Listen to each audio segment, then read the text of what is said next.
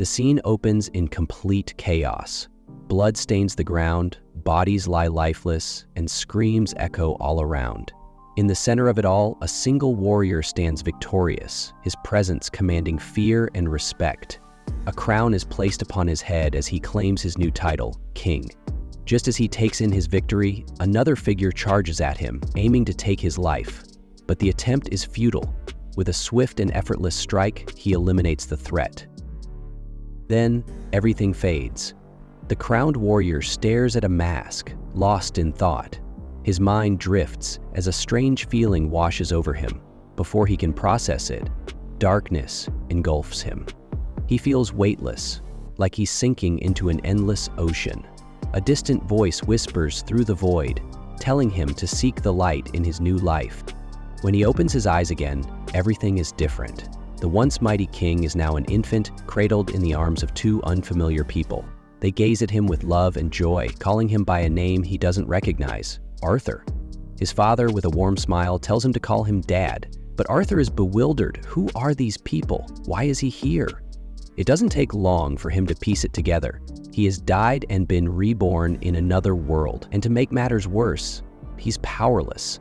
No strength, no authority, just a helpless baby in the care of strangers who truly believe he is their son.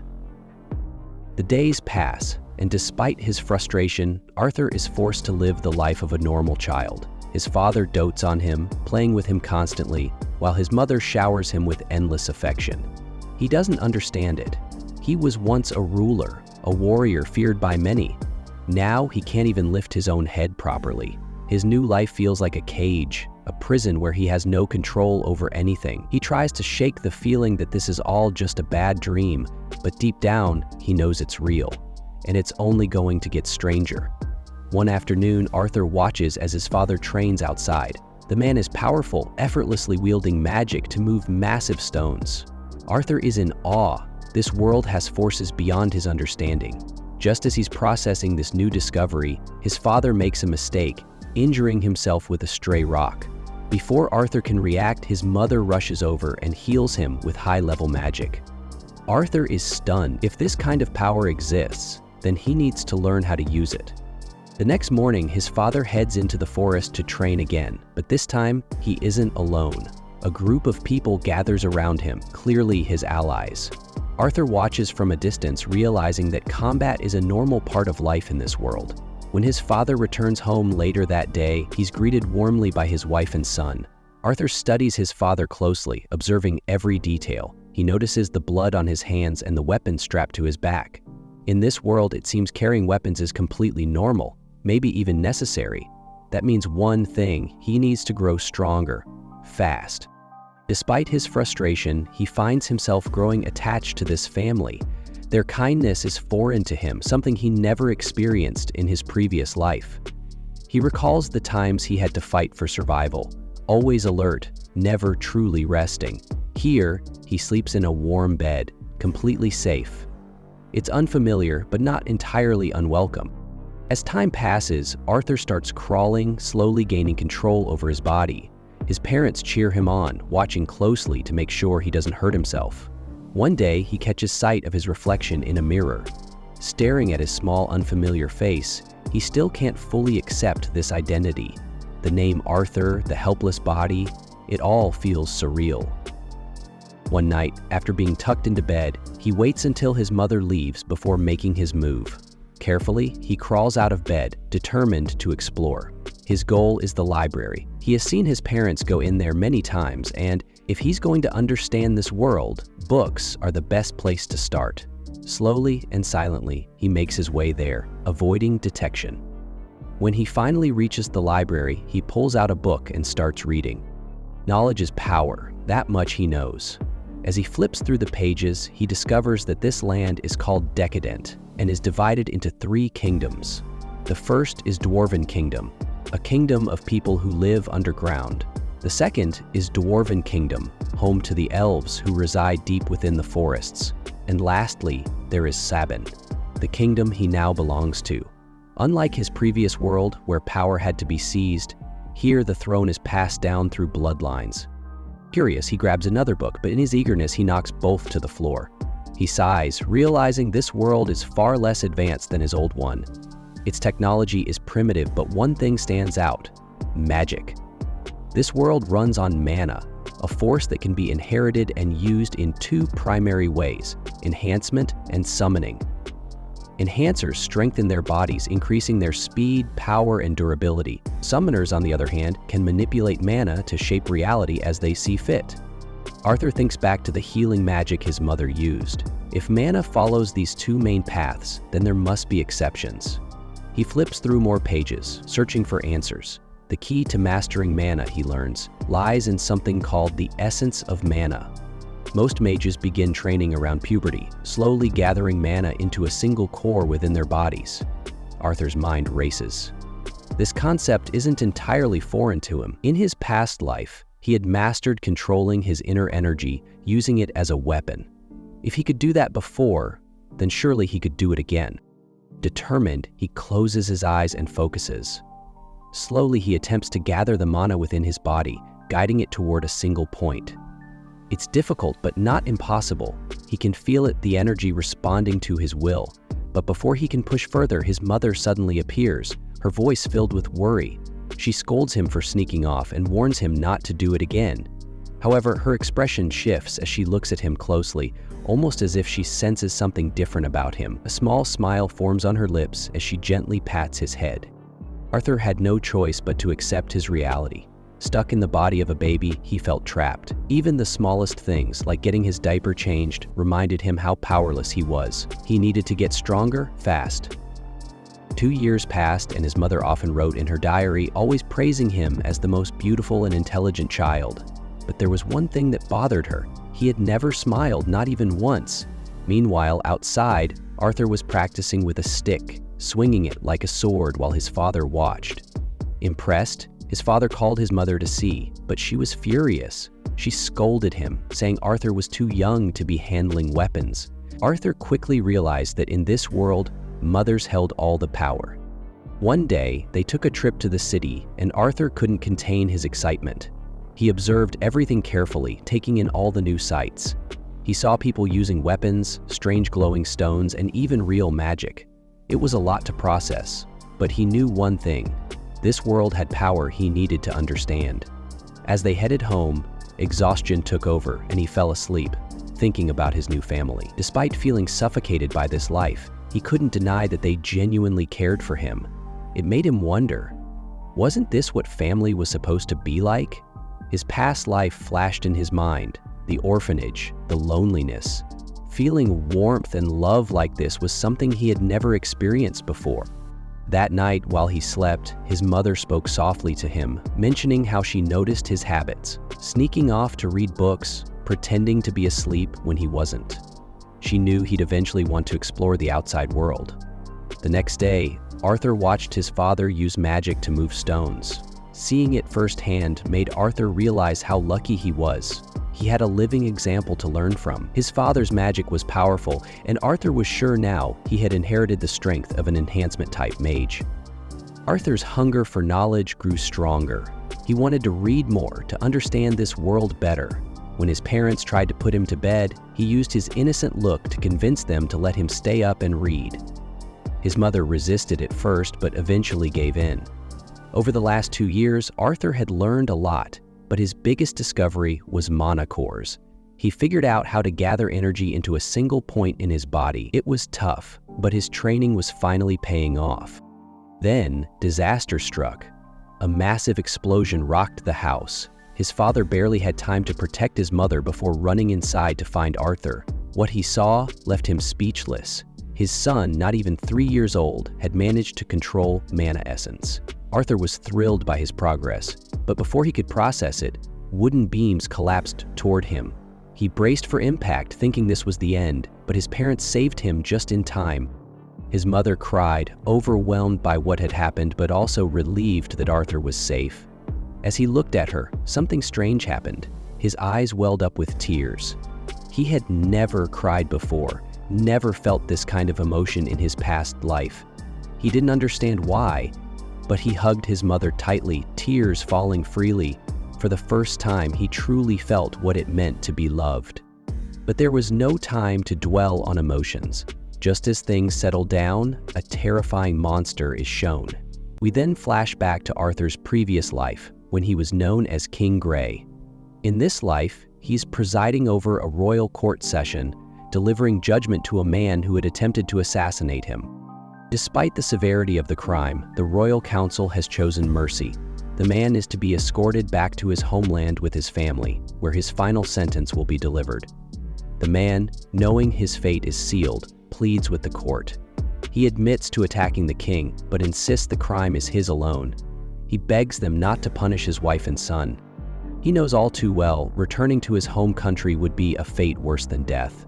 Accepting his punishment, he asks only that his family be spared. Dropping to his knees, he directs his plea straight to King Grey. The council warns him that a man of his low status has no right to address the king directly.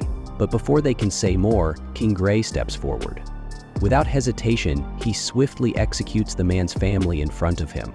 A merciful act in the king's eyes, saving them from endless suffering. Shocked and heartbroken, the man can only bow his head in acceptance, understanding that this was the best outcome he could hope for. Back in the present timeline, a few years have passed. Arthur is now being trained in combat by his father Reynolds. One day, Reynolds tries to give Arthur a pair of gloves identical to his own, but Arthur turns them down. He prefers using a sword, reasoning that with his small body, trying to fight hand-to-hand would get him killed before he could even land a hit. Though it clearly disappoints Reynolds, he had looked forward to passing the gloves down. He respects Arthur's choice and begins training him with a sword instead. After a few exchanges, Reynolds demonstrates how to channel mana into his weapon to enhance its power. Arthur, watching closely, understands the process almost instantly. Mimicking the move, he pours mana into his wooden sword and manages to shatter Reynolds' reinforced training stick in one clean strike. Reynolds is stunned. Later, he confides in Alice, Arthur's mother, telling her that Arthur needs a real teacher, someone who can help him reach his full potential. While Reynolds had always assumed he'd be the one to train his son, it's become clear Arthur is beyond his level. Alice isn't so sure. She offers to teach Arthur magic herself, but Reynolds points out that Arthur's situation is unique. The boy managed to cut through mana-reinforced wood, and he's only 4 years old. Alice is stunned at this revelation, but still hesitant to let her son go. A heated discussion begins, with Arthur quietly watching them. He realizes that emotions often cloud judgment, so he offers a third option. Why don't they all go together?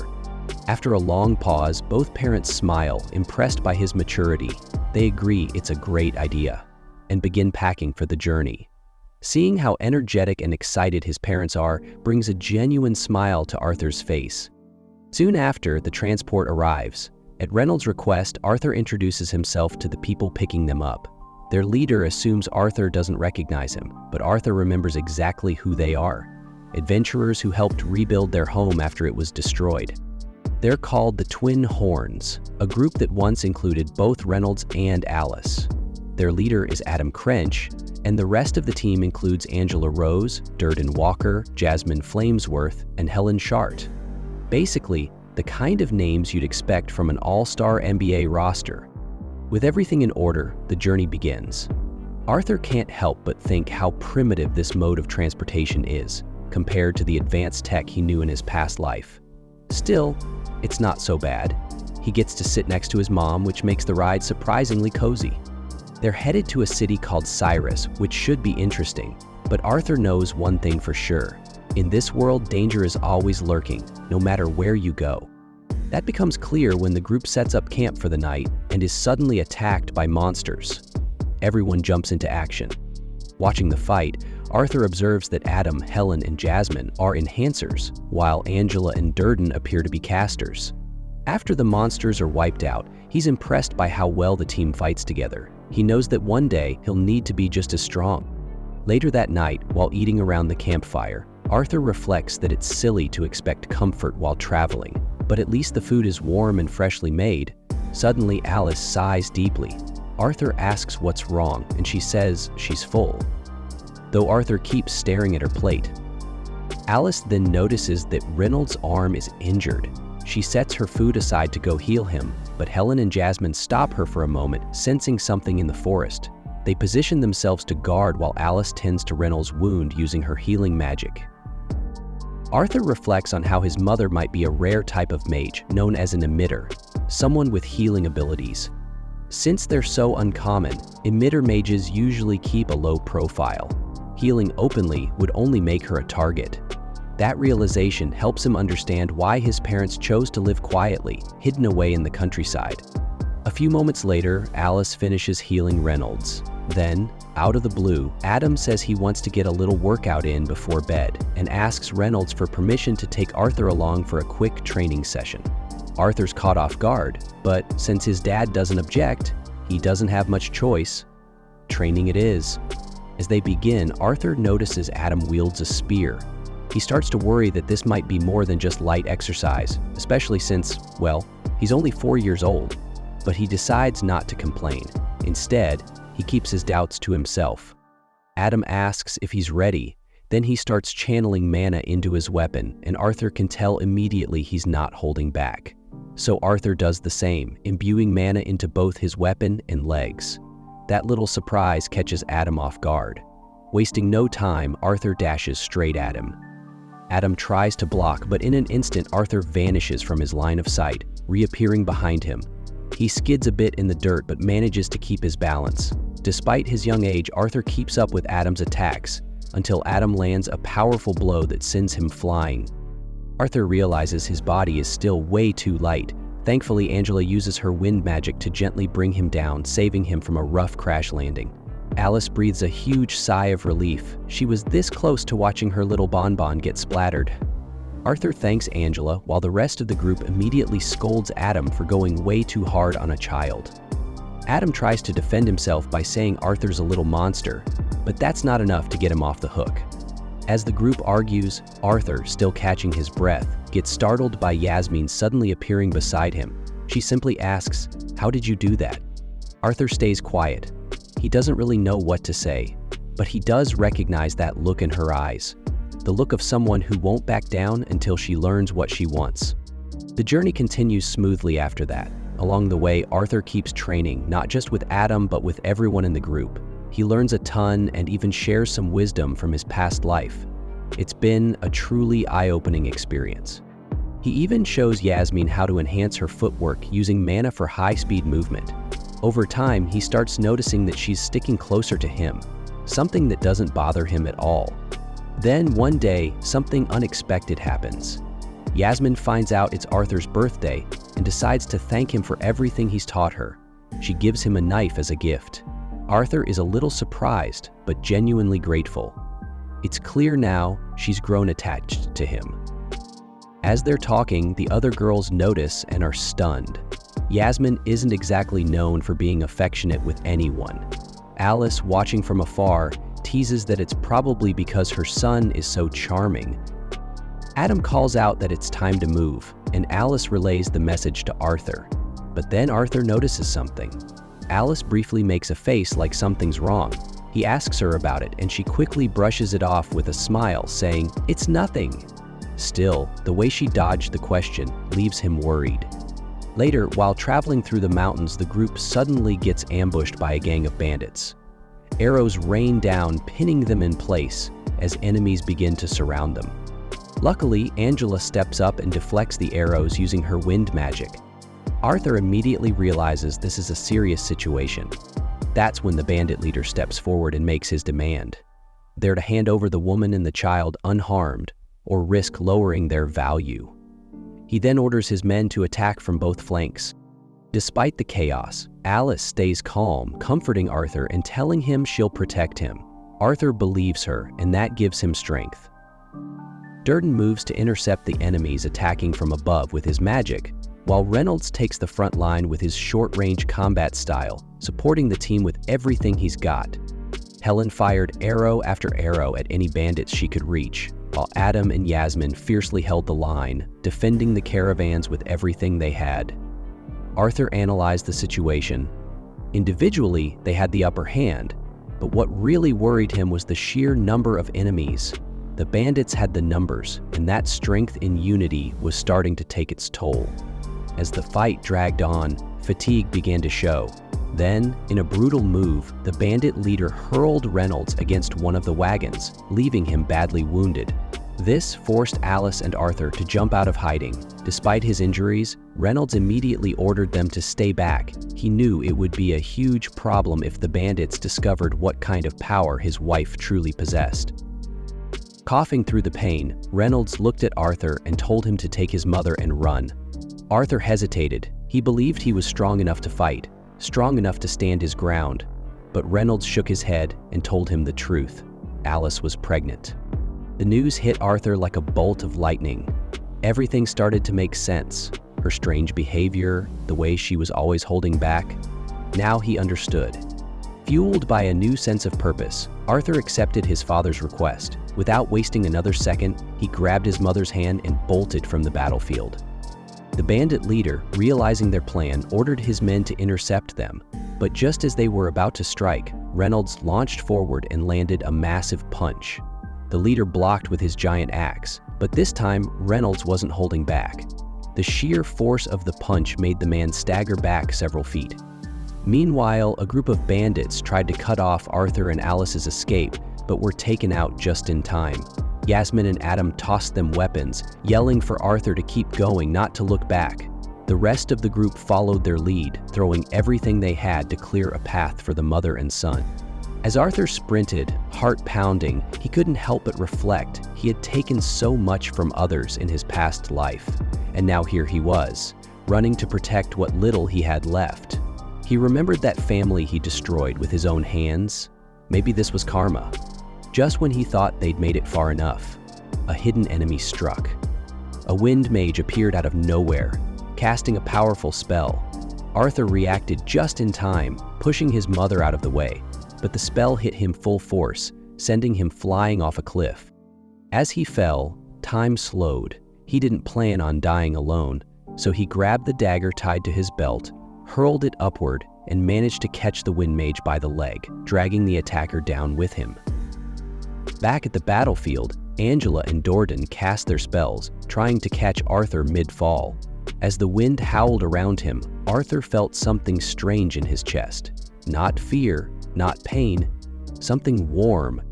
He realized he finally understood what that man meant, why they cried back then. He thought about the family he destroyed, the house he burned to ashes, and how the parents had only been grateful that their child was spared. That man had sacrificed himself to protect the people he loved. Tears welled up in Arthur's eyes. Joy and sorrow twisted together inside him. He remembered his father's words and the fact that he was going to be a big brother, something he never thought he'd experience. It made the tears fall even harder. As the ground rushed toward him, the screen fades. And in the next scene, Arthur's still alive. He awakens in a mysterious forest, somewhere unfamiliar. The first thing he sees is a massive, intimidating beast looming over him. The creature looks him dead in the eyes, says, "Good morning, Arthur," and greets him by name. Arthur is stunned. That's the last thing he expected. Two shadowy figures briefly appear, engaged in a quiet conversation. One of them shares that they've discovered something incredibly beautiful, so rare they might never witness it again. The other figure, sensing danger, wonders aloud whether something terrible is about to happen. The first confirms it will, unless something changes. Elsewhere, Arthur stares at a mysterious creature. Confused and alarmed, he finds himself asking internally what the creature is, and more importantly, why it's here. But the biggest question gnawing at him is whether it's a friend or a threat. Suddenly, the creature twitches. Arthur reacts instantly, launching himself forward to attack. But before he can make contact, the creature casually flicks a finger, swatting him away and sending him flying like a rag doll. Landing hard, Arthur hears the creature speak in a calm, firm tone. It addresses him by name and tells him that he still has a lot to learn. It adds that it isn't his enemy, implying that Arthur may want to ease up on the hostility. The creature then walks over to an odd wall covered in fruit-bearing roots. Plucking a few fruits, it tells Arthur that he must be hungry. Even if he isn't, the creature insists he needs nourishment to regain strength and recover. Arthur attempts to speak, but his pain gets the better of him. The creature remarks that he's lucky to be alive and says that answers will only come after he eats. Accepting the condition, Arthur devours the fruit.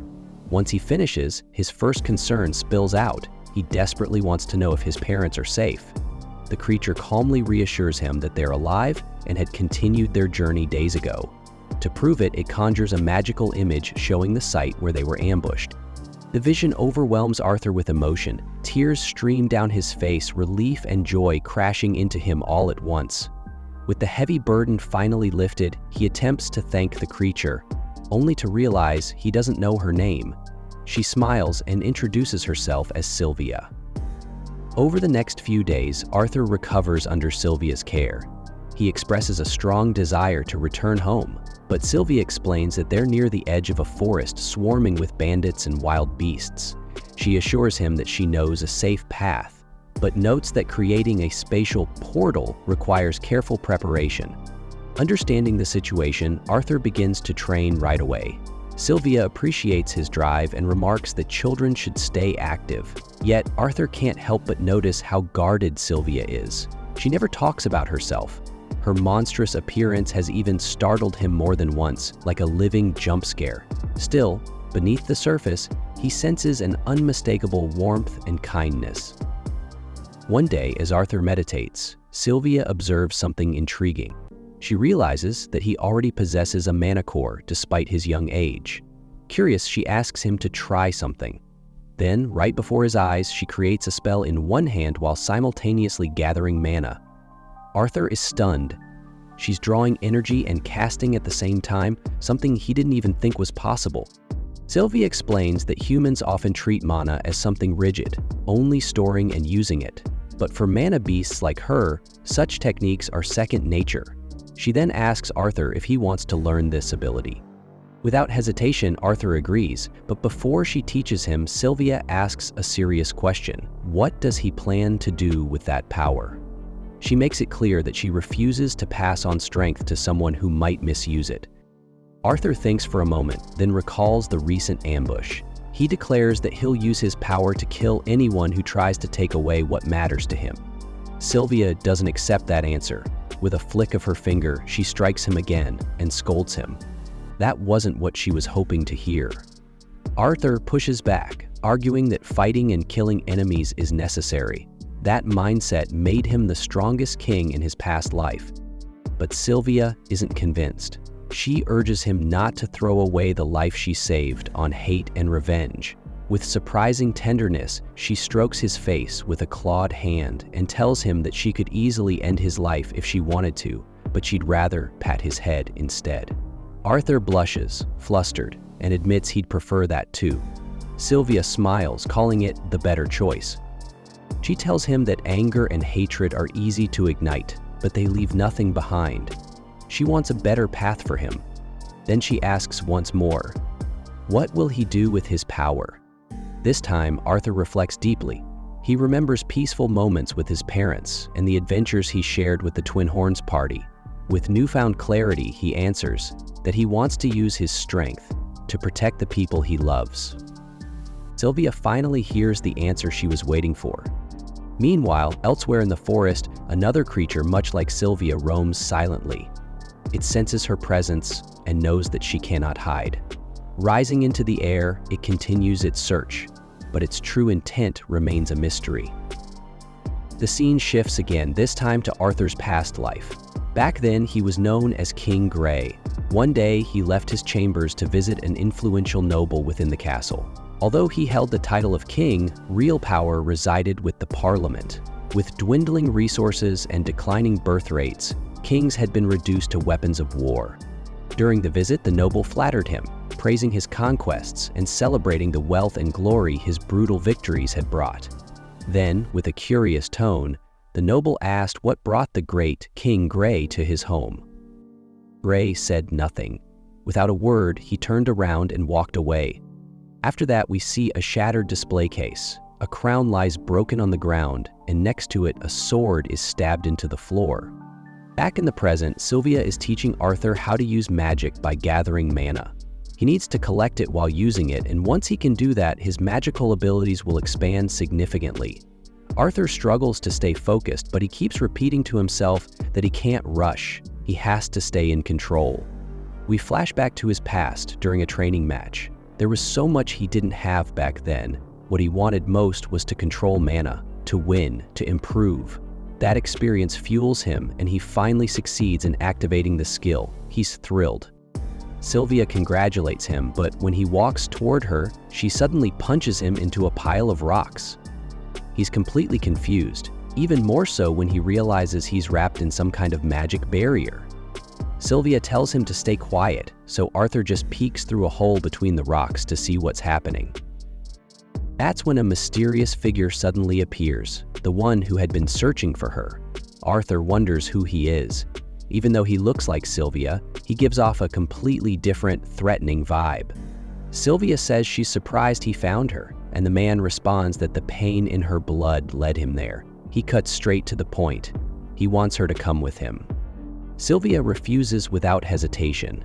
The man sighs and says he didn't want to use violence, but he's okay with it. He quickly charges up a powerful dark energy attack and fires it at her. Though Sylvia blocks the attack, the force overwhelms her. She collapses, weak and unable to hold her ground. In her injured state, she sends a telepathic message to Arthur, telling him not to worry. Arthur quietly keeps watching. The man warns Sylvia that if she pushes herself, she'll only shorten the little time she has left to live. But Sylvia snaps back that the same goes for him. Suddenly, her entire body starts to transform. In just a few seconds, she reveals her true form, a magnificent white dragon. The moment she takes that form, she unleashes a devastating energy breath, which the man struggles to block. He warns her that using such power will cost her, but Sylvia says it doesn't matter. She's already been happy. Though she admits she wished it could have lasted longer. The man manages to deflect her breath attack, but the force causes the cave to begin collapsing. Acting quickly, he casts a spell to stop the cave-in. It's a magical blast that explodes in all directions. Sylvia shields herself with her wings, but since the attack covers such a wide area, she quickly checks to make sure Arthur is still hidden and safe behind the rocks. When she sees he's unharmed, she feels a huge wave of relief. But that split-second distraction gives the enemy a chance to charge another wave of dark energy. Sylvia clearly doesn't like what she's seeing. The man throws the energy sphere at her, and in response, Sylvia activates a time-freezing ability. Arthur isn't affected by the spell, so Sylvia calls him over. Arthur walks up and asks what's going on. Sylvia explains that she used her power, but more importantly, she wants to know what he thinks of her new form. Arthur guesses she's a dragon, and she confirms it, though that's just what humans call them. Putting that aside, she tells him they need to move quickly. She opens a portal and apologizes for not being able to bring him closer to safety. Still, she reassures him that he'll be okay. He's learned enough to survive. Before saying goodbye, she asks what he plans to use his powers for. Arthur answers, with some pain in his voice, that he wants to protect the people he loves. Sylvia accepts that as a promise. Arthur then notices her injury and starts to worry. To shift his focus, Sylvia tells him she has something for him, a strange-looking egg and a feather. She instructs him to wrap the egg in the feather and protect it with his life. Then she gently presses her nose against him, which causes two glowing marks to appear on his arms. Arthur asks what they are, but Sylvia, weakening, just says he'll find out in time. It's time to say goodbye. But before he leaves, Sylvia confesses she could have sent him home earlier. She just didn't want to. She enjoyed living in this world with him too much. Feeling sad, Arthur asks if he can use his powers to protect her now. Despite everything she taught him and the promise they made, Sylvia explains that this outcome was always going to happen. Their promise doesn't apply here. Arthur is surprised by how calm his next words sound.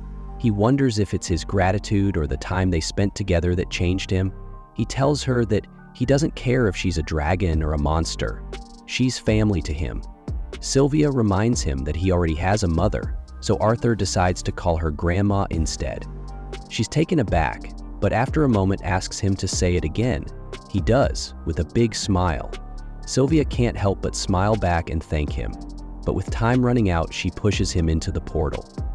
Arthur holds on to the egg and feather, stepping into the portal, but just before it closes, he turns around and says he doesn't want to leave, he wants her to come with him. The portal shuts just as he says it, and he's forced to leave her behind. Once Arthur is gone, Sylvia lets the time-freezing magic end. Since she hasn't moved from her spot, the dark energy attack hits her directly, knocking her to the ground. Despite her condition, the enemy doubts that the attack was enough to kill her. That's when Sylvia proves him right. She launches a surprise counterattack at close range. The blast is massive, shaking the forest. We then cut to two mysterious individuals talking. One of them says she's done enough and agrees to handle the rest. Everything now rests in her hands. As Arthur travels through the portal, he speaks with Sylvia one last time. He tells her he's sad. Sylvia reminds him that this world is full of pain, but that's exactly why they must turn pain into happiness. And it's okay if he can't do that yet. Step by step, he'll get there, because he's the strongest king of all. Finally, she tells him not to let hate and rage fill his heart and to let the light guide his new life. She calls him King Gray, revealing that she knew about his past life. Arthur is shocked. Could she be the one who brought him to this world? He wakes up alone in a forest as he hears a noise from the bushes. Tears are still streaming down his face. Arthur wanders through the forest, still wiping tears from his face, when he suddenly hears a noise coming from the bushes. Instinctively, he turns toward it.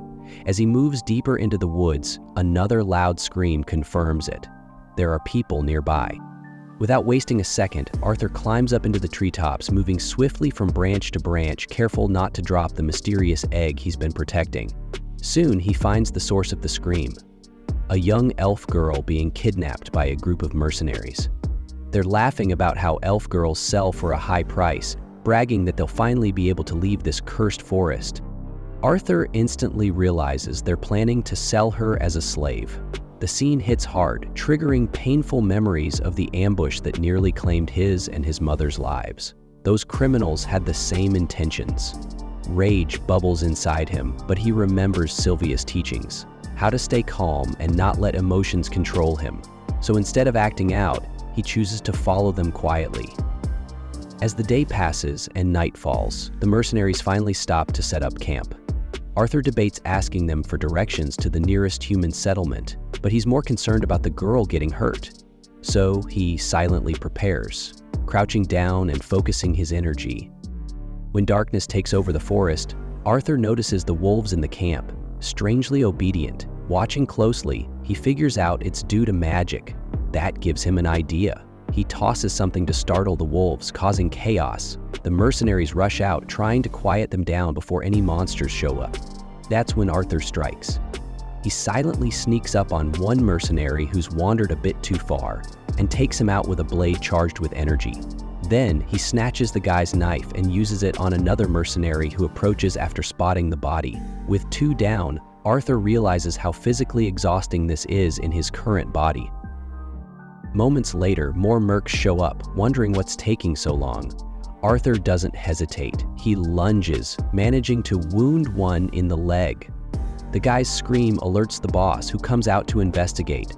Instead of panicking, the leader gets excited. To him, a magical kid like Arthur is a jackpot, way more valuable than the elf girl. So he orders his men not to hurt him. The boss starts charging up a spell, and Arthur watches closely, unsure of what he's about to unleash. Suddenly, the guy attacks. Arthur dodges just in time, then tries to land a kick, but the boss sidesteps it easily. Still, he admits Arthur's got skill. Changing tactics, Arthur throws his knife, this time tied with a string, but the boss catches it mid-air like it's nothing. That's when he charges at Arthur with lightning speed and lands a brutal kick. Arthur hits the ground hard. The boss smirks, lifting Arthur up by the legs to get a better look at his prize. But Arthur channels fire magic into his leg and blasts it directly into the mercenary's hand. Screaming in pain, the boss drops him. Furious, the merc mutters that he'll just sell Arthur's corpse to one of those crazy collectors. But while he's distracted, Arthur hurls his knife one last time, straight into the guy's forehead. With the leader dead, the last wounded merc begs for mercy. Arthur refuses. The elf girl had begged for mercy too, and they ignored her.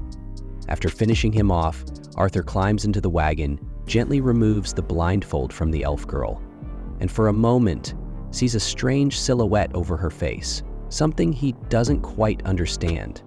He brushes it off and tells her she's safe now. Outside, she notices his arm is hurt and looks worried. Arthur gets it, it's the kind of thing normal kids would freak out about. And come to think of it, this is the first time he's been with someone his own age in a long time. He covers the bodies and tells her that no child should have to see something like this. But the girl points out that he's a child too, so his logic makes no sense.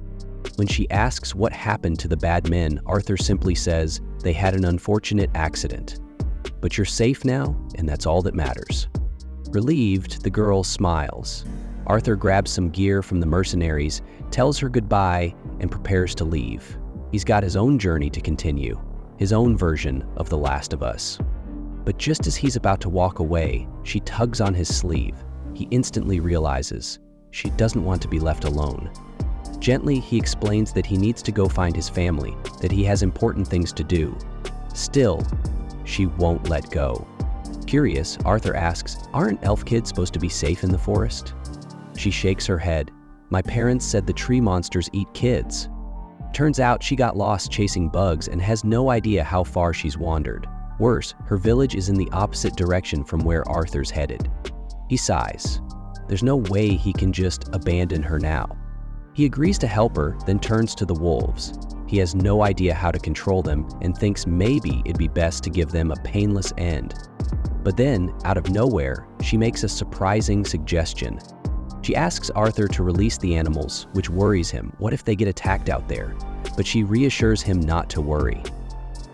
The creatures were only used by bad people, and the people of the forest respect all forms of life. Her words convince Arthur, and once he sets them free, the wolves disappear peacefully into the forest. Arthur smiles, relieved nothing went wrong.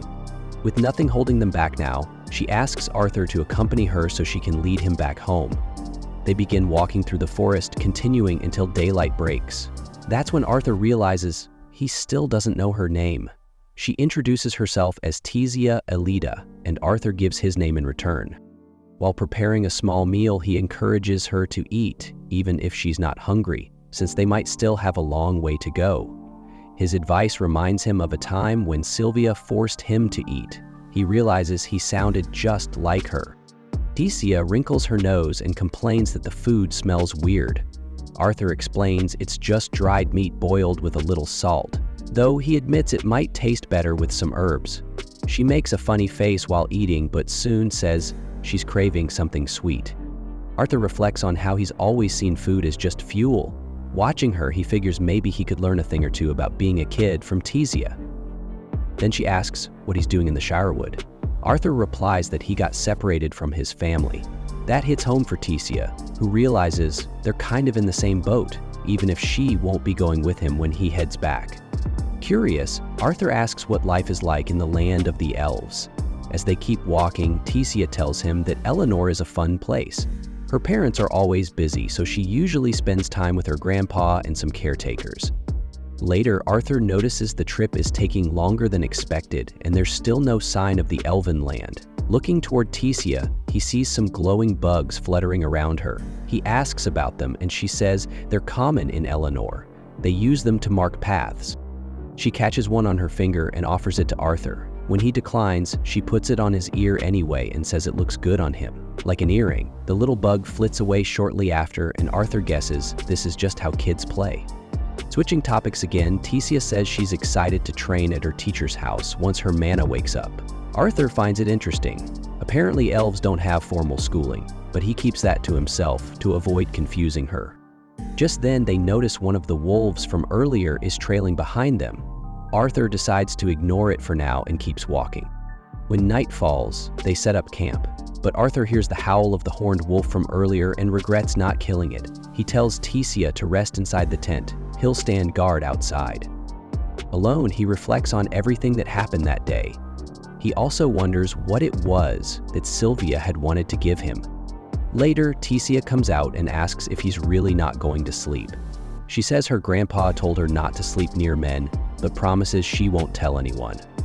Arthur reassures her he's not tired, but she insists. If any kids are wandering around out here, they could get in trouble. He teases her, asking if she's scared of ghosts. She clarifies that she's just thinking about their safety and says he should keep watch from inside the tent instead. Eventually, he gives in. Once inside, she tells him she's not scared or anything, but insists he shouldn't leave without telling her and that he better not fall asleep first. That's very important. Before drifting off, she asks if he's from the human kingdom. She heard that human men are gross and have lots of wives. Arthur is confused and jokes that there must be elf guys like that too. But it turns out Tecia doesn't even know what gross really means. As he tries to explain, he realizes she's already fast asleep. Watching her, he figures this must be what it's like to have a little sister. The next morning, they set off again. Arthur notices Tecia seems so relaxed with him that she's almost forgotten about the slavers. That bothers him. Her family is still out there, and he doesn't want to waste time getting her back to them. Then, something unexpected happens. An intense, stabbing pain radiates from Arthur's manicore. Tecia quickly asks if he's okay. He says he's fine, but she decides to search for herbs that might help. That could be dangerous. But Arthur's voice doesn't reach her, so she can't hear his warning. Time passes and the pain in his manicore doesn't get any better, it just keeps coming more frequently. He considers telling Tecia about it, but quickly decides against it. He doesn't want her to worry. Just then, that same horned wolf from earlier reappears, and Arthur definitely doesn't take that as a good sign. Meanwhile, Tecia returns, happy that she found something she thinks could help with his stomach pain, unaware of the real issue. Arthur immediately tells her not to come closer, worried the wolf might attack. But instead of getting aggressive, the wolf calmly drops a dead animal on the ground and leaves. Tecia assumes it's a thank you gesture for setting him free. Arthur's shocked. He just doesn't get how animals think like that. Later that night, they cook and eat the animal the wolf left behind. Arthur is surprised at how delicious it tastes, like something from the capital. Tecia tells him she couldn't find any healing herbs, but she did find some mushrooms. Apparently, women in Illinois eat them all the time because they're really nutritious.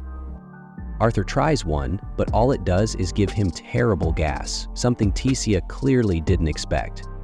That night, once they're inside the tent, Tecia starts talking about bedtime stories she used to hear to fall asleep.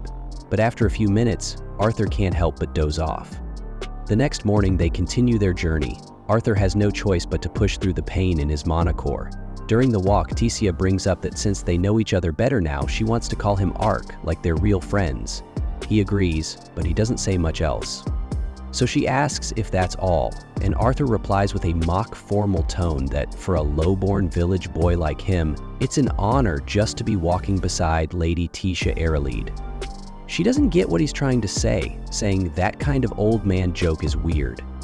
Arthur teases her back, saying she's just a crybaby who doesn't want to go to the bathroom alone. Tecia gets a little offended, asking him to be quiet since she was actually trying to be nice and become friends. Arthur figures her mood must be better if she's joking around like this.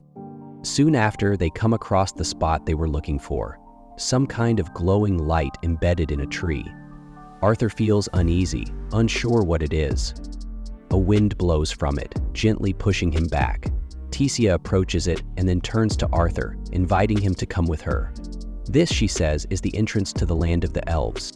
Together, they stepped through the portal and arrived in a hidden city surrounded by thick forest, an elven place full of towering trees, floating lights, and ancient beauty. Teshta looked right at home, landing gracefully as if she'd done this 100 times. Arthur, though, ended up flat on the ground with a painful thud. Almost instantly, a group of elven warriors rushed over. The sudden use of magic must have triggered some kind of alert. Without warning or kindness, they grabbed Arthur like he was some wild animal. He panicked and looked to Teshta, but she just stood there quietly, not lifting a finger to help. In that moment, something broke inside Arthur. He thought back to their journey, how they'd gotten close, and realized maybe he'd been too quick to trust her. It felt like all her kindness had been a setup, and he cursed himself for letting his guard down. Things escalated fast. One of the elves said they should just end Arthur's life right there. But then Tesha finally reacted and stepped in, stopping them. She stood her ground and defended him, saying she wouldn't be alive if not for him. Still, the officer didn't buy it and accused Arthur of messing with her mind. Just as things were about to get worse, an elder elf stepped through a portal of his own. His presence silenced the crowd. He ordered the soldiers to back off and let the boy go. Tesha ran to him and greeted him with respect. It was her grandfather, a former ruler of this city. He thanked Arthur for protecting his granddaughter and revealed something that made Arthur's heart skip. Tesha was royalty. Arthur was stunned. She'd never once hinted at being a princess. Not long after, her parents arrived in a fancy carriage. They looked shaken but relieved to see her alive. Her father, however, lost his temper when he saw the human. He demanded Arthur be taken away, but the older elf stepped in again, calming things down. He told them this boy may be a human, but he saved their princess. Tesha agreed, and even asked that Arthur be treated as a guest. Her father hesitated.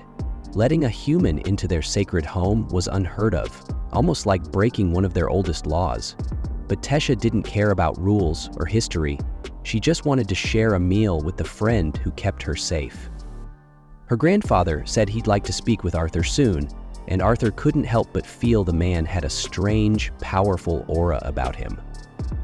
As they walked toward the palace, Tesha held Arthur's hand, leading him through the city. They passed through a marketplace built right into the forest. Homes were nestled in the trees, bridges twisted through the branches, and magical lights floated in the air. It was beautiful, but Arthur couldn't relax.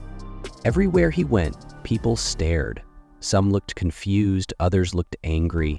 It was like the whole city was holding its breath. He could feel the hatred in their eyes, a deep, ancient grudge against his kind. Everything he'd ever read about elves and humans clashed with what he was living now. He looked at Tesha and wondered about her again.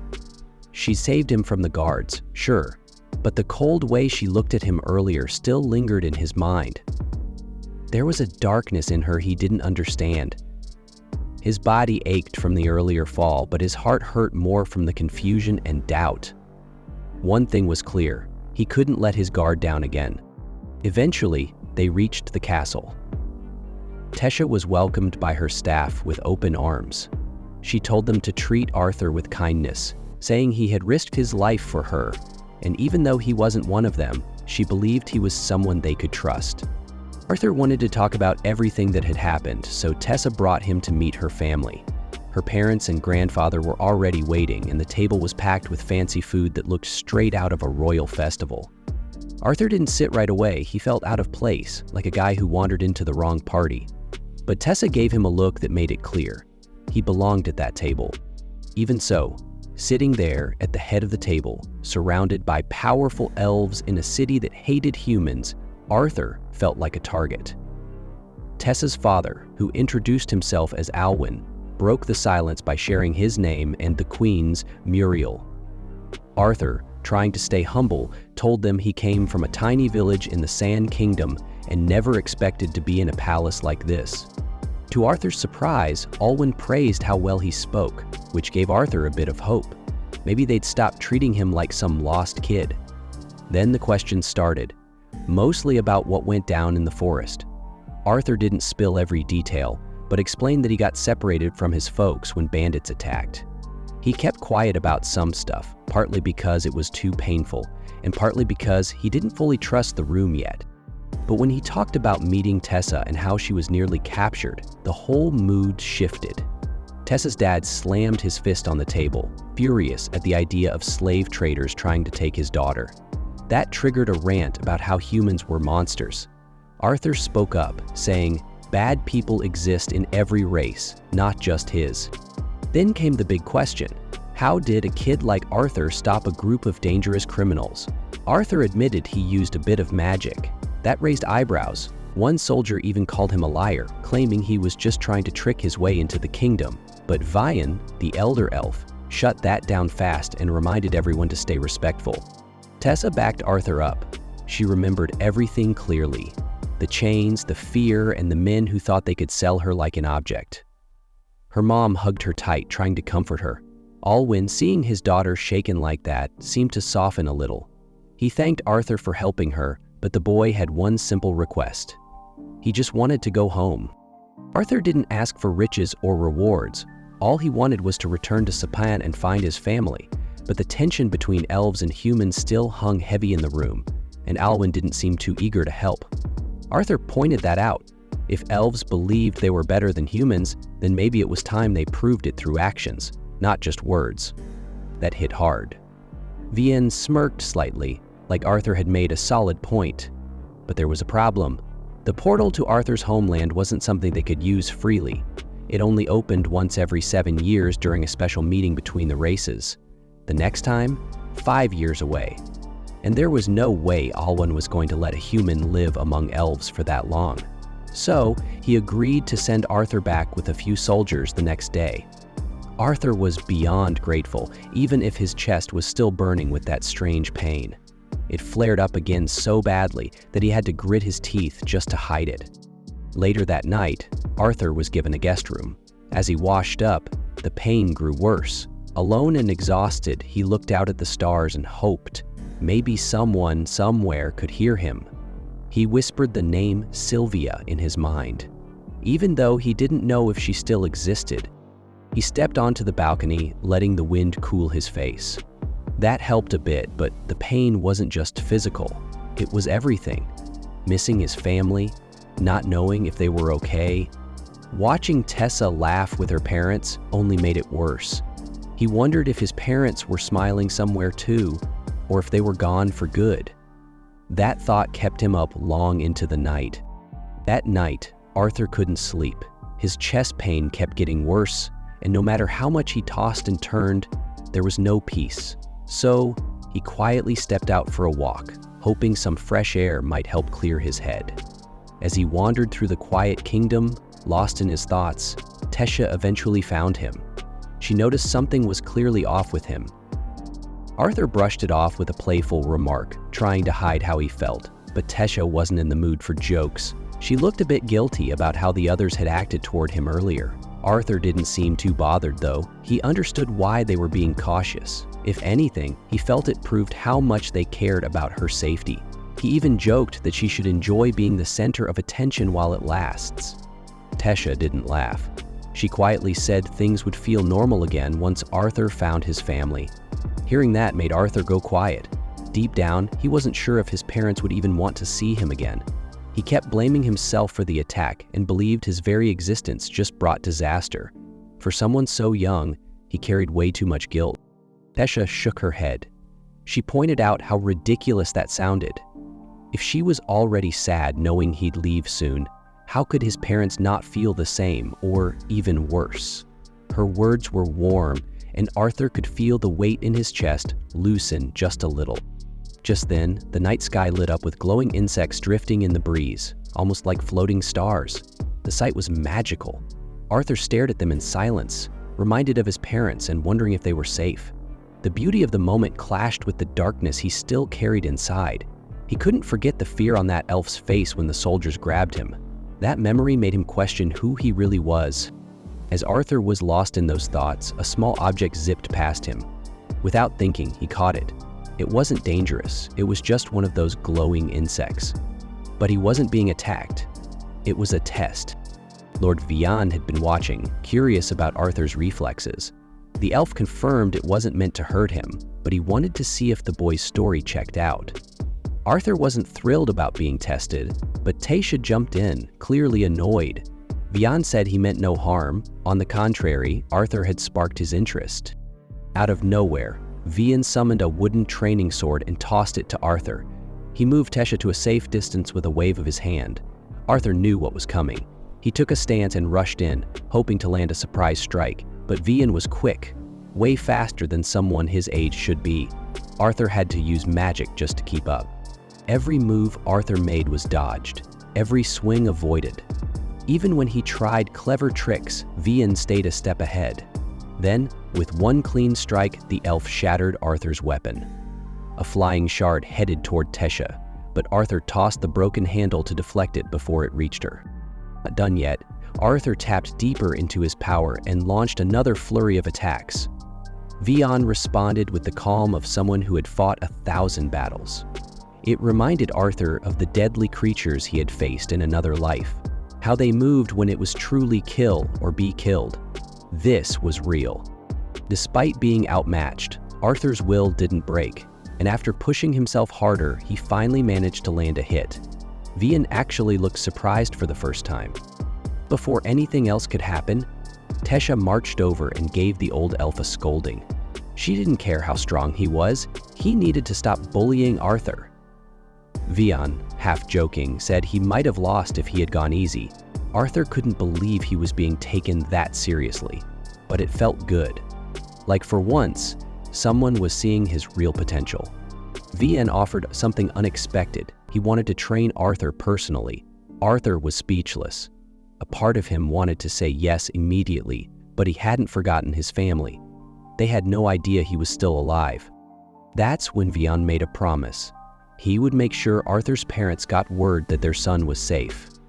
The boy lit up at the thought, but before he could say anything, that chest pain hit again, hard. All the joy faded in an instant. Vian, serious now, told him the truth. The pain wasn't random. Arthur had inherited something wild inside him, a force that wouldn't let him live peacefully. That's why this training wasn't just an offer, it was a necessity. Without it, Arthur wouldn't survive. Arthur's body felt like it was frozen in place. His chest throbbed with a sharp pain, and while trying to push through it, something dark and terrifying suddenly burst out from inside him. The strange shape it took looked like a shadowy creature, one that felt too real to be just a nightmare. Arthur, full of fear, shut his eyes tight, unsure if this thing was some twisted form of his hidden fears or the pressure he constantly buried inside. Just when it looked like the shadow was about to hurt him, a soft voice broke through the chaos. It was Tessa's. Her voice brought a strange sense of calm, steadying his heart just enough for him to open his eyes. He came back to his senses and saw Tessa sitting on top of him. For a second, he questioned if he'd been tossed into some fantasy realm. She greeted him with a cheerful "morning," but he shrugged her off and jokingly blamed her for the nightmare. Ignoring the teasing, Tessa reminded him her grandfather was waiting, but Arthur wasn't in the mood to rush. She ended up dragging him out of bed, pointing out his messy hair while Arthur shot back his own comment about hers being worse. As he got dressed, Tessa asked if he planned on staying there for good. Arthur gave a vague answer, calling her princess, which annoyed her to no end. She snapped, pinched his back, and warned him not to use titles like that again. He figured she was already mad enough as it was, but now he wondered if she had another level of rage. They finally stepped outside the castle. In the distance, a carriage was parked where Alduin, the king, was arguing with his father, trying to convince him that Arthur shouldn't be allowed to stay. The usual old bias against humans came up again, something both Alduin and his wife held tightly to. But the old man wasn't having it. He ignored their narrow-minded views and made it clear Arthur was welcome, and that was the end of the discussion. Tessa overheard part of the conversation and didn't hold back. She stood up for Arthur, reminding them that he had saved her life. Alduin muttered a half-hearted thank you, but followed it with more of the same old insults, saying he didn't want a human dirtying their land. That was the last straw. The old man told them to be quiet and ordered Arthur and Tessa into the carriage. As they rode off toward their next destination, Tessa leaned against Arthur's shoulder and dozed off. The old man glanced at them and told Arthur to let her rest. She had woken up early for this trip, which would shape Arthur's future. He then admitted something more personal. Tessa had grown up in a lonely world. Everyone who got close to her had only done so for their own gain, so she'd learned to keep her distance. Hearing that, Arthur finally understood why she always got so irritated when he called her princess. It wasn't about formality. It was about how people saw her, not who she really was. The old man mentioned that the only time Tessa truly smiled was when she was with Arthur. That hit Arthur hard. For the first time, he realized how much he actually meant to her. Arthur started seeing the old man in a new light. Beneath all that royal status and authority, there was someone warm and trustworthy. After everything, Arthur made up his mind. He'd trust this man completely. Soon, their carriage rolled up to a quiet-looking house, and Arthur couldn't help but wonder what kind of person lived here. If even someone like Vian came personally, they had to be important. As they reached the door, Vian suddenly dropped his formal act and turned into a loud, grumpy grandpa, stomping on the door and yelling at whoever was inside. It was kind of funny to see him act that way. But when no one answered, he leaned in to listen, only for the door to swing open hard, knocking him straight to the ground. Out came an old woman with a sharp tongue, clearly not in the mood for nonsense. Vian introduced her as Ranya Darkin, a skilled mage who might be able to help Arthur with what he wanted. Arthur felt a little hopeful. Ranya, despite being blunt, seemed to appreciate Arthur's respectful attitude and let them inside. The place was super plain, nothing magical in sight, just a bucket of water sitting in the middle of the room. Arthur was confused. How was she supposed to help him talk to his parents with just that? Ranya explained that she wasn't your regular mage. She was a seer, someone who could peek into a person's past or future. She tried using her power on Arthur, but something weird happened. She couldn't really see anything. That caught her off guard, and she called him unusual, in a good way. Arthur didn't care much about his future, though.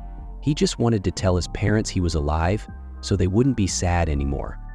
Ranya had him stare into the water while thinking about his parents. She then cast her spell. The bucket's surface shimmered, and suddenly Arthur could see them, his mom and dad, sitting at the table, talking about him. It was his birthday. His mom mentioned how hard it was without him, and his dad looked just as broken. They were living in a big house now, and she was expecting another baby. But neither of them had moved on. Arthur could barely hold back his emotions. Using the magic connection, he spoke to them. He told them he was safe, staying far away for now because of something going on with his body. He begged them not to blame themselves anymore, promised he'd be okay, and reminded them how much he loved them. His mom broke down in happy tears, hugging his dad. Arthur wiped his eyes. Seeing them like that pushed him to make a decision. He didn't want them to suffer again because of him. He asked Vian to train him, seriously this time. But of course, things weren't going to be easy.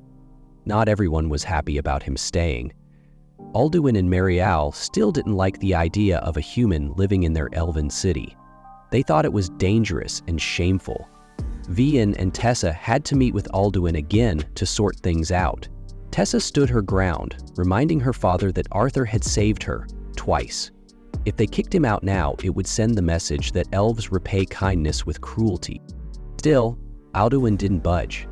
He was more worried about what the people would say. But Vian spoke up, too. He'd never trained anyone before, and yet he chose Arthur. That should be enough to prove Arthur's worth. Faced with pressure from both his father and daughter, Alduin was left with no choice but to give in. Duan finally agrees to let Arthur stay, though he's still unsure about how the other elves will take it. He asks Vion who'll be responsible if things go south. Vion, without hesitating, takes full responsibility. That's all Duan needed to hear. Soon after, Duan and Marial step outside to meet Arthur again. This time, the energy is totally different.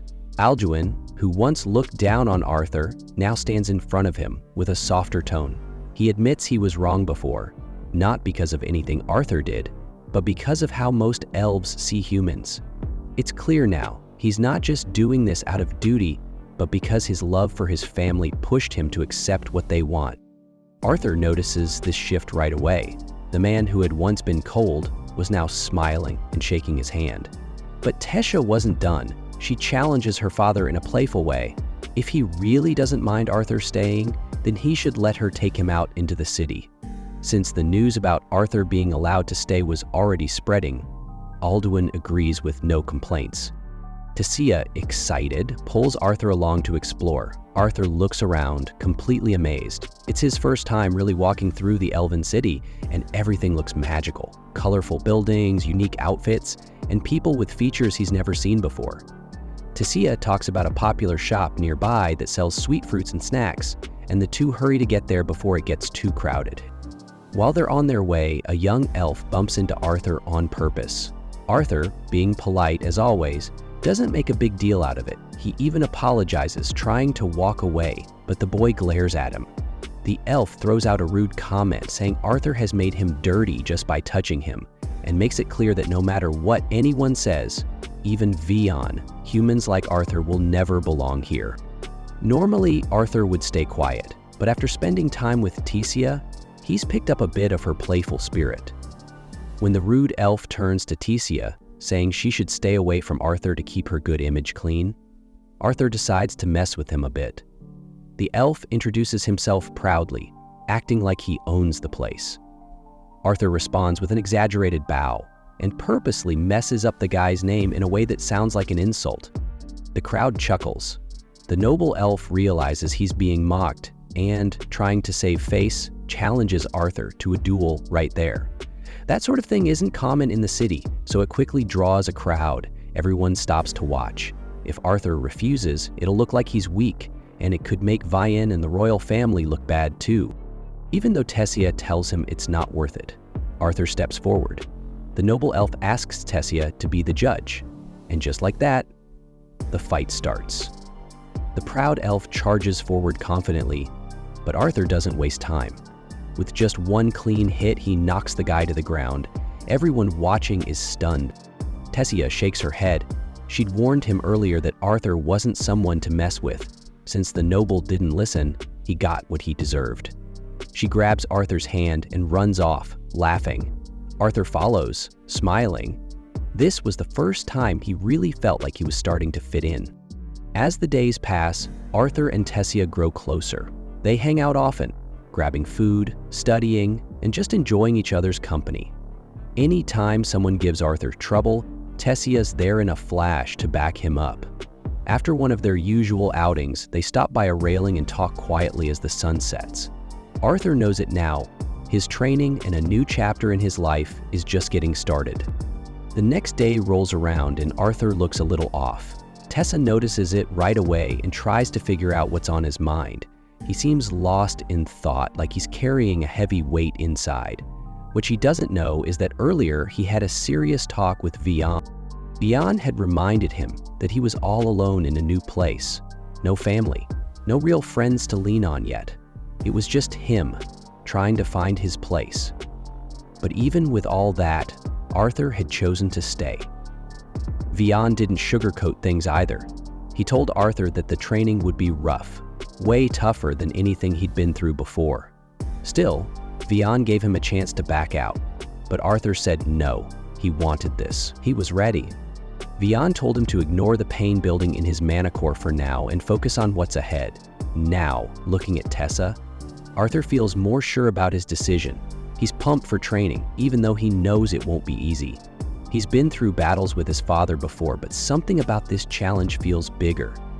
Still, he's fired up and ready to face it all head on. He knows it won't be simple, but he's not backing down. Tessa, always the competitive one, throws in her support too. She isn't about to let Arthur outpace her. If he's going to train hard, she's going to train even harder. The next morning, the real training begins. Arthur stands before Vian, who lays out how everything will work going forward. It's clear now. This isn't just some phase. This is a turning point in his life. As he takes his first steps into this new journey, Arthur can't help but think how fast everything has changed. Life here moves at a different pace. He's only been in the Elven Kingdom for a short time, but already he's learning, growing, becoming someone new. He knows it was the right choice to stay. Time passes quickly.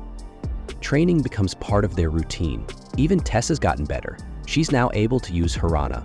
One morning, she walks into Arthur's room to wake him up, but he's completely out cold. After calling him a few times with no luck, she decides to use a little magic to snap him out of sleep. He jumps up, yelling, confused and half asleep, wondering why she didn't just nudge him awake. She just grins. She had tried the gentle way first. After watching the king and queen head off for a meeting, things calm down a bit.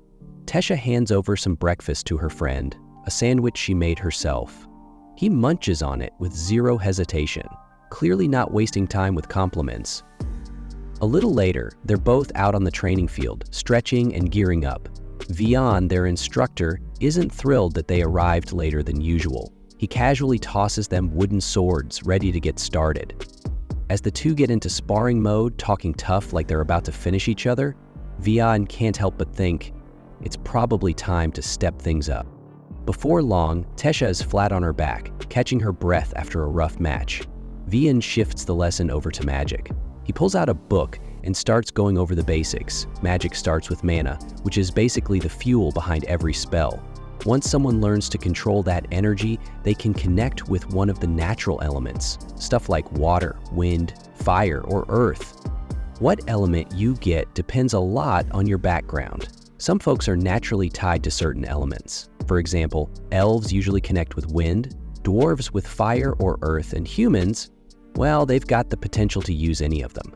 Still, most people just stick with one, even if they could handle more. But once in a blue moon, there's a human who can control all four. While Vian goes on, Tesha's still lying on the ground asking why Arthur doesn't train his body and magic together like she does. Vian doesn't sugarcoat it, he says the boy's still too weak. Arthur suddenly clutches his chest, pain hitting hard.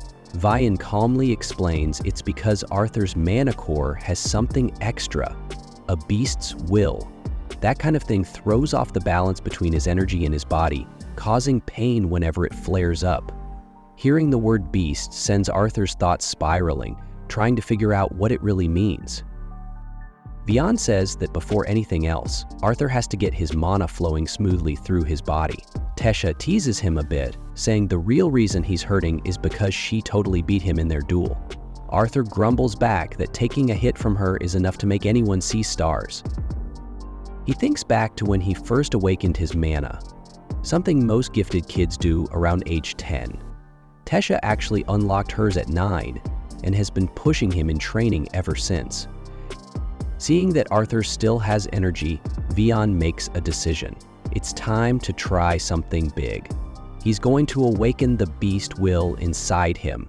If it works, Arthur might finally stop dealing with the pain and maybe even become a beast tamer someday. Vian raises his hand and casts a fire spell aimed at Arthur's core. But something strange happens. As soon as the spell connects, it loses control, exploding with force and knocking both elves off their feet. When the smoke clears, a glowing symbol flashes under Arthur's eye, then vanishes. He passes out cold. By evening, Arthur is back at the palace, lying in bed. He slowly wakes up and sees Vian watching over him. The elf looks relieved but serious. He checks how Arthur's feeling, and the boy manages to say he's okay, just a little out of it. Then Vian asks if Arthur really knows what the beast's will is. That triggers a memory. Arthur remembers when Sylvia revealed she was actually a dragon. When he shares that, Vian's face goes stiff. He warns Arthur to keep that information to himself. The will of a dragon is something dangerous, and if word gets out, it could bring a lot of trouble. Pushing that aside, Vian reminds Arthur of something important. He's set to return home in 4 months. That news shocks Arthur, who thought he had a couple of years left in Eleanor. But Vian says there's a big event coming up, a cultural exchange between the kingdoms, and like it or not, Arthur's got a part to play. The next day, news spread that the gates to Zira City would soon open. That's when it hit Arthur. This must have been the reason the king and queen headed out earlier. But while he sat there, lost in thought, Vian noticed something was bothering him. The boy was finally going to see his parents after all this time, but he didn't seem all that excited. Vian didn't push it though, he just told Arthur to get some rest. Tomorrow's training wouldn't be any easier. Arthur wondered if Tesha knew what was coming, and turns out she already got the heads up from her folks. That night, as Arthur lay in bed, thinking about the 4 months he had left in Eleanor, something strange started happening. The egg Sylvia gave him started cracking, and a weird magical energy filled the room. Through a small crack, a bright, glowing eye peeked out.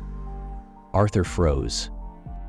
Then the egg fully broke open, and out came a tiny dragon, barely the size of a loaf of bread.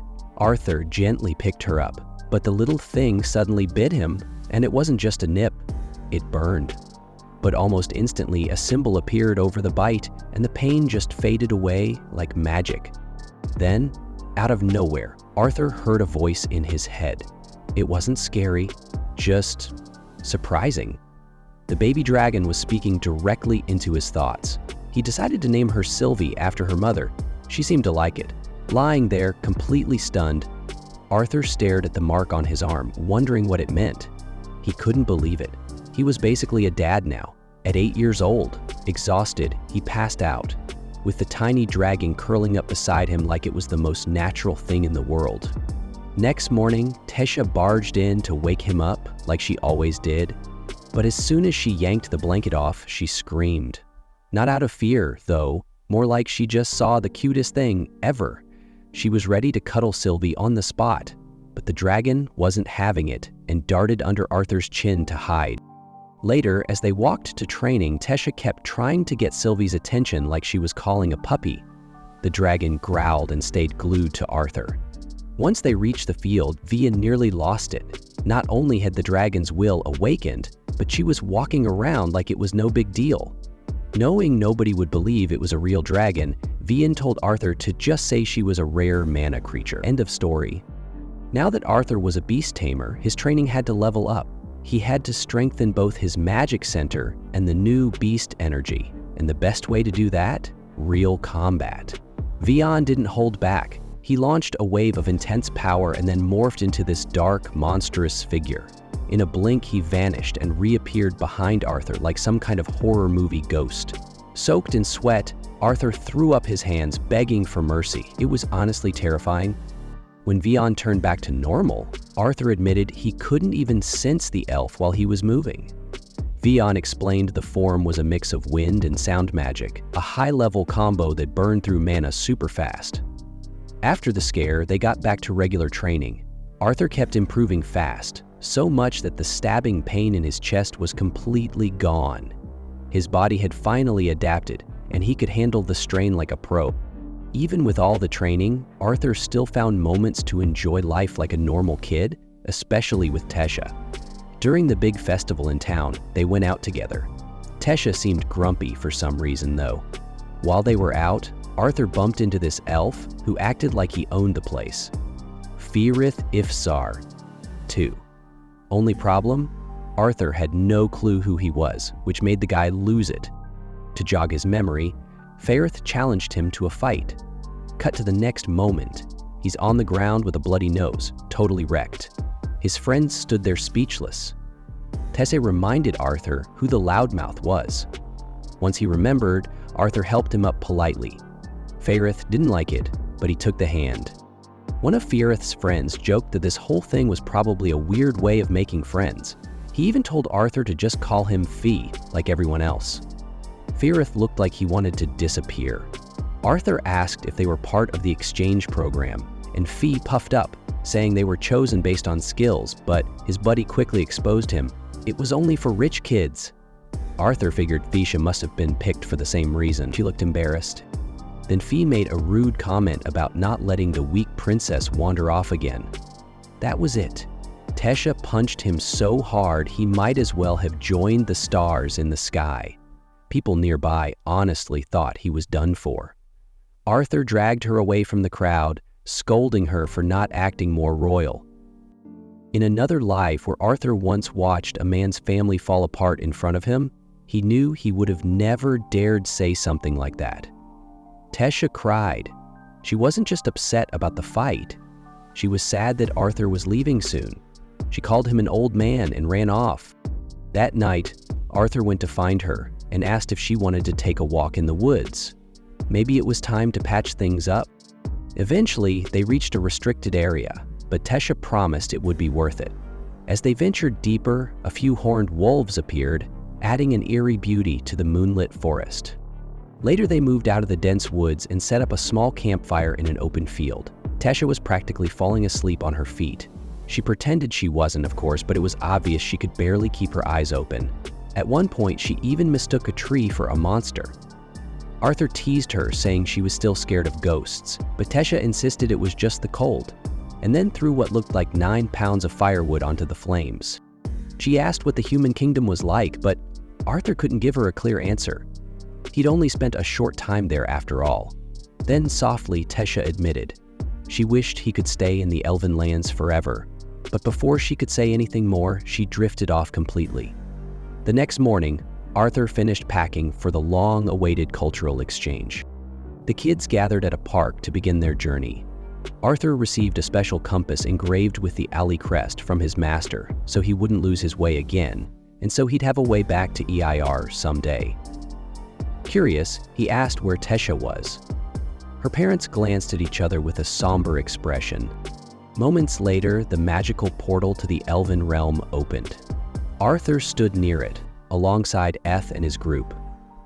Then out of nowhere, Tesha came running, shouting his name, Artie. She tripped and fell to her knees. Arthur rushed over and offered her his hand with a gentle smile. Desperate, she begged him to eat well during the trip. He wrapped her in a hug and reassured her that he would. He told her he'd miss her. Dearly choked up by his words, Tesha hugged him tighter, tears streaming down her face, and whispered the same. And so, after a long journey to the floating city of Cyrus, Arthur stepped out of the carriage, leaving behind the other children who had traveled with him. Without wasting a moment, he grabbed his bags and headed straight toward a house before knocking on the door. He took a deep breath, bracing himself to finally reunite with his parents. After all this time, he was greeted by a little girl who froze in fear at the sight of the boy. At that moment, Alice and Reynolds rushed over, chasing after their daughter Elena, who had run off in the middle of lunch. And that's when Arthur's parents saw their son.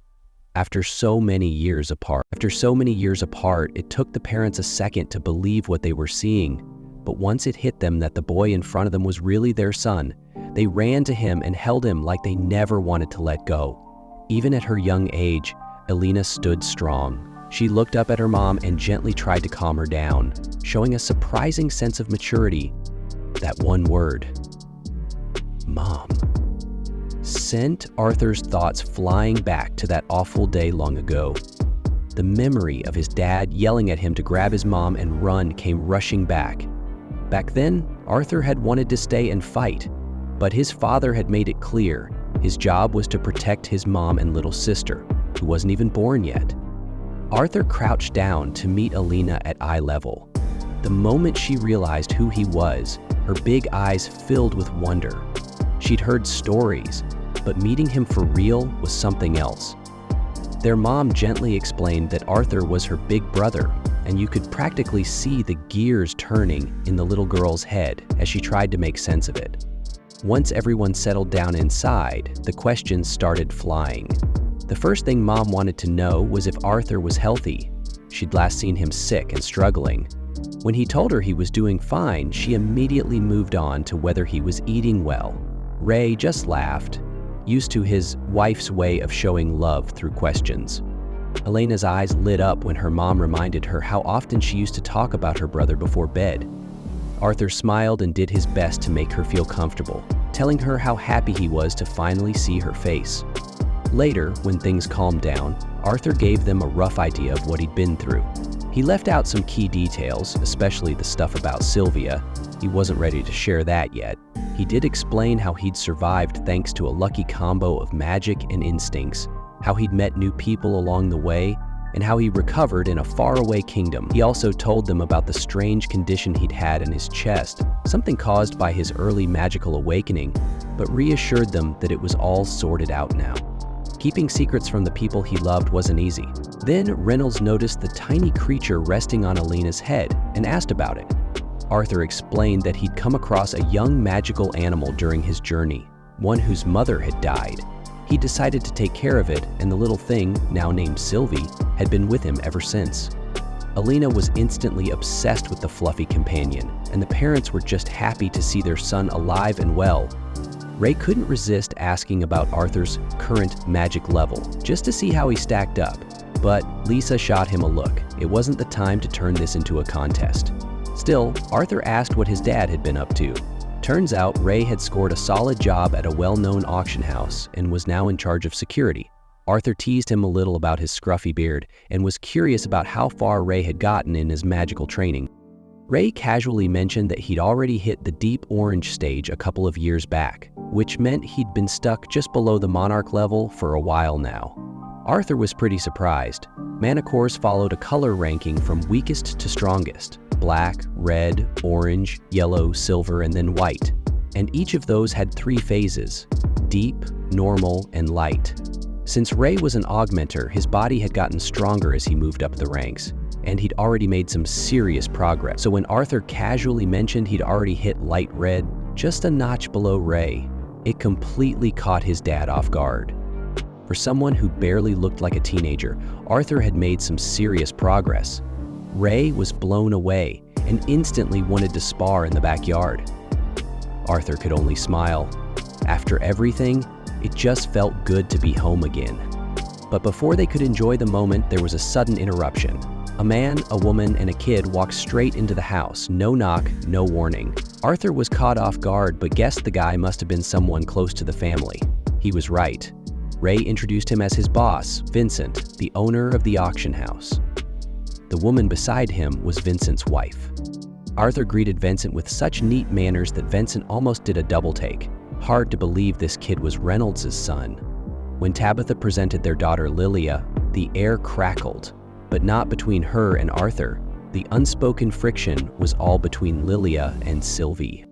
A moment later, Reynolds sheepishly admitted the place was actually Vincent's and warned him the yard was about to look like a war zone. Sure enough, he and Arthur stepped outside, long overdue for a friendly brawl. Vincent watched, half shocked they were starting a duel in the middle of a visit. While Ray loosened up, Vincent quizzed the onlookers about Arthur's mana core. If it was already glowing crimson, that meant the boy had awakened crazy early, something even most hotshot kids at elite magic schools only dreamt of. Lisa confirmed there was no bluff in Arthur's record. Tabitha, seeing Vincent's excitement ramping up, tugged him a safe distance back. Arthur, meanwhile, reminded himself the only reason he hadn't climbed another tier was the chaos that followed Sylvia's will. He felt more than ready to plow through future challenges. The match kicked off. Ray moved with the confidence of a seasoned warrior. Arthur matched his father's pace without a hint of hesitation. Their footwork mirrored each other, and the first flurry proved Arthur was leagues ahead of the usual 12-year-old. Ray's casual block of a punch showed he still had plenty in the tank, and Arthur answered by springing in with a fierce kick that forced Ray to guard hard. After a quick exchange, Arthur slipped back, gauging his dad's thoughts. Ray adjusted his stance, signaling the warm-up phase was over. Flickers of flame rolled along his arm. Reynolds had long since mastered his elemental gift. Fire wrapped around him as he charged again. Arthur compared the world's mana to the key he'd used in his past life. Both lifeblood energies, but mana tied to elements, while amplifiers like Ray gained broader freedom once they hit higher levels. Luck had trailed Arthur since birth, and he let that confidence surge. Golden light flared from his palms, stunning the spectators. No more holding back. He blitzed forward, the two clashing with glowing fists, raw power vibrating through the yard as father and son battled for dominance. Ray caught Arthur off guard with a sharp elbow to the chest, sending the boy flying back. Even though Arthur barely managed to block it, the impact still knocked the wind out of him. But instead of crashing, he twisted midair and landed smoothly, like someone who'd been doing this forever. He could feel it. His training in the Elven Forests had really pushed him to another level. The techniques he'd picked up, mixed with knowledge from his old life, made everything click in a new way. He remembered one particular session where things just clicked. That day, something inside him shifted. Now, standing there in the backyard, he let it all out. Sparks lit up under his feet as energy crackled across the ground. The temperature spiked, the air buzzed, and the place looked like a storm had touched down. And yet, he wasn't done. He drew water from a nearby source and sent it shooting forward, combining elements in a way that surprised even him. Ray barely dodged the sudden flood. The match didn't go on for long after that. He stepped back and called it off, clearly impressed. He hadn't expected his son to grow this much, this fast. Everyone watching was stunned into silence. Arthur wasn't just strong for a kid. He was leagues ahead. When the match was over, they all headed inside. Drinks were served, and naturally, the conversation turned to Arthur. Vincent couldn't help but talk about how incredible the boy's potential was. Ray agreed. After all, Arthur had shown signs of mana before most kids could even read. They laughed, sharing old stories, including the time Arthur accidentally blew up part of their home. Eventually, the idea of enrolling him in a top-tier academy came up. Cyrus Academy wasn't just prestigious, it was the place to be. But some hesitated. Arthur was still a kid. Even if he had the power, was he ready? Vincent offered to help. He had connections. But Arthur, exhausted from the fight and a bit overwhelmed, just wanted to rest. He didn't push back, just quietly slipped away to catch his breath. Wandering through the house, he ended up in a part he hadn't seen before. Lilia spotted him and casually pointed out that he was heading straight toward the basement. She didn't explain much, just said she knew a better place to chill. Not knowing what else to do, he followed.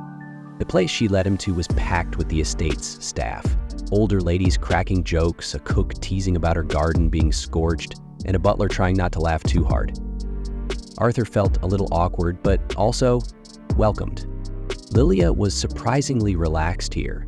She joked around, asked about food, and argued with one of the maids who seemed concerned about her eating habits. Another whispered to Arthur that Lilia often hid out here when things got too stressful. Her parents had high hopes for her awakening mana, but maybe that wasn't what she really wanted. That night, Arthur's parents came to check on him. They were proud. He had grown a lot, not just in strength, but in who he was becoming. No matter how far he went, he'd always be their boy. Before leaving, Ray gently explained that Vincent only brought up the academy out of care. Arthur understood. The next day, he made a trip to the guild hall. There, he saw familiar faces, the team that had once fought beside him. Twin horns. They greeted him like family, with warm hugs and a few tears. Angela clung to him first, while Jasmine checked him over like he might vanish again. Even the ones trying to act tough couldn't hold back. They shared what they'd been up to, missions here and there passing through the capital, and figured they'd swing by and see how their young friend was doing. It reminded Arthur of something. There was still a whole world out there he didn't know. Maybe the best way to learn about it wasn't through books or schools, but by living it, traveling, seeing different lands, meeting all kinds of people. But even as that thought grew stronger in his heart, something tugged at him. Something he hadn't figured out yet. Somewhere else in the big house, Lilia sat alone, staring at nothing in particular. She too seemed lost in thoughts she couldn't quite share. Others holed up in his room, totally zoned in. Time feels frozen. A coin he's holding just hangs there until his focus breaks, then it finally clinks to the floor. The effort wipes him out. Sweat streams down his face and he flops onto the mat. Shocked, the freeze lasted only a heartbeat. Even while gasping for air, all he can think about is staying on track so he can protect the people he cares about. That goal is what keeps him pushing. Sylvie shows up with her usual sparkle and instantly reminds Arthur that he's really, finally home.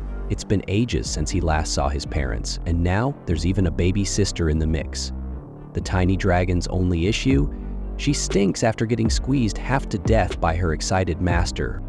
Arthur doesn't waste a second. He ferries the reeking little quitter straight to the tub.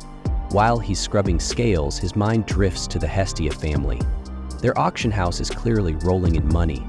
He remembers the parents hoping their daughter would chase the mage life, even though the girl never wanted that path. Once the bath's done, Sylvie's sparkling again. But she isn't the only one in need of a tidy-up. The house's ladies burst into Arthur's room and decide he looks just as rough as the dragon used to smell. He's totally lost on how to react. They drag him to a city salon to deal with his mop of hair. The stylist spots a diamond in the rough and trims him into shape. When Arthur steps back outside, he's rocking fresh style that leaves the girls speechless. He finally asks why the sudden makeover, and they spell it out. Nobles and royals shop at the Hestia auction, so he can't stroll around looking like a stray. Tabitha offers to tour him through Cyrus City. Alina tags along with her big bro, and Lilia, feeling a bit sidelined after losing her little shadow, admits the outfit is on point. She picked it after all. The crew hits the streets, exploring every corner of the flashy city beyond school. A couple of academy boys flip a white band onto Arthur's head and strut off. Lilia says they're students from Cyrus Academy of Magic, riding their uniforms like crown and scepter. Arthur's still wondering why they targeted him when a powerful glow snags his attention. He tracks it to a shop window, staring at a violet crystal pulsing with energy. Tabitha explains it's a beast core magic energy, pulled from a mana beast that amps up whoever owns it. Arthur notes that elves usually steer clear of this kind of trade. Tabitha explains that the price of a beast core depends on how strong it is. If it still carries the creature's will, it could go for something wild, like 100 gold coins. That's enough money to keep her whole family living easy back in their homeland for centuries. Turns out rare items like that are about to show up in an upcoming auction, and she tells Arthur he might get a chance to check one out up close. Lilia seems interested too, but her mom quickly shuts it down. Just having a beast core doesn't mean someone will suddenly unlock magic, and there's no way they're spending that much on something uncertain. Lilia brings up cheaper versions sold in weapon shops, but Tabitha stands firm. End of discussion. Arthur notices Lilia's mood drop. She doesn't say much after that, and he gets it. The way her mom handled it probably stung. During lunch, he's quiet, not really eating, just thinking about how down Lilia looks, and how her energy totally shifted. It feels like her mom's not just holding her back. Maybe she's trying to protect her from chasing something she might never reach. The pressure from her dad makes it worse. After a while, Lilia quietly slips away from the table and disappears down a narrow alley. Arthur follows her and spots her in a weapon shop, standing in front of a display with two small beast cores. She's staring at them like they're her only shot at something bigger. It's clear she's thinking about spending her allowance to buy one. Arthur walks up and tries to remind her gently, just buying one doesn't mean it'll work. But Lilia's made up her mind. She's failed before, and another failure won't crush her. She says Arthur can't understand what it's like to be born ordinary, always told what she can't do. Even now, she has to sneak around just to touch a core her own family won't let her have. She turns to leave, only to bump into some smug students from the Magic Academy. They make a scene out of it, loud enough that the shop owner comes out to check the commotion. But the moment he sees the uniforms, he backs off, clearly scared to get involved. That just gives the academy kids more confidence. One of them even summons fire, trying to look intimidating. Arthur steps in front of Lilia without a second thought. He knows this won't end with words, so he starts prepping his magic, ready to throw down if needed. But right then, Tabitha and Alice walk into the shop and shut the whole thing down fast. The boys get scolded hard and are told to drop their spells. The shop owner tries to warn Tabitha about upsetting powerful families, but she doesn't care.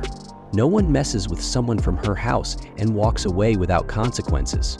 When the kids hear her last name, their confidence vanishes. That's the family that pours money into their academy. If the school's head found out they were bullying her people, they'd be toast. So they leave, fast. Once everything settles, Arthur turns to head out too, but Lilia grabs his sleeve, just enough to let him know she doesn't want him to go yet. Later, they're back home. Tabitha fills Vincent in on what happened. Alice admits she was more worried about those academy brats than her own son. Lilia apologizes to her dad quietly. Vincent doesn't scold her, he just reassures them all that the incident won't mess up Arthur's future at the Magic Academy. The Hestia family gives a lot of money to the academy, so naturally they hold some power there. That kind of influence means their choices carry weight. Lilia looks down, quietly wondering if her father plans to send Arthur to the academy instead of her. Vincent tries to explain, but she doesn't buy it. Not for a second.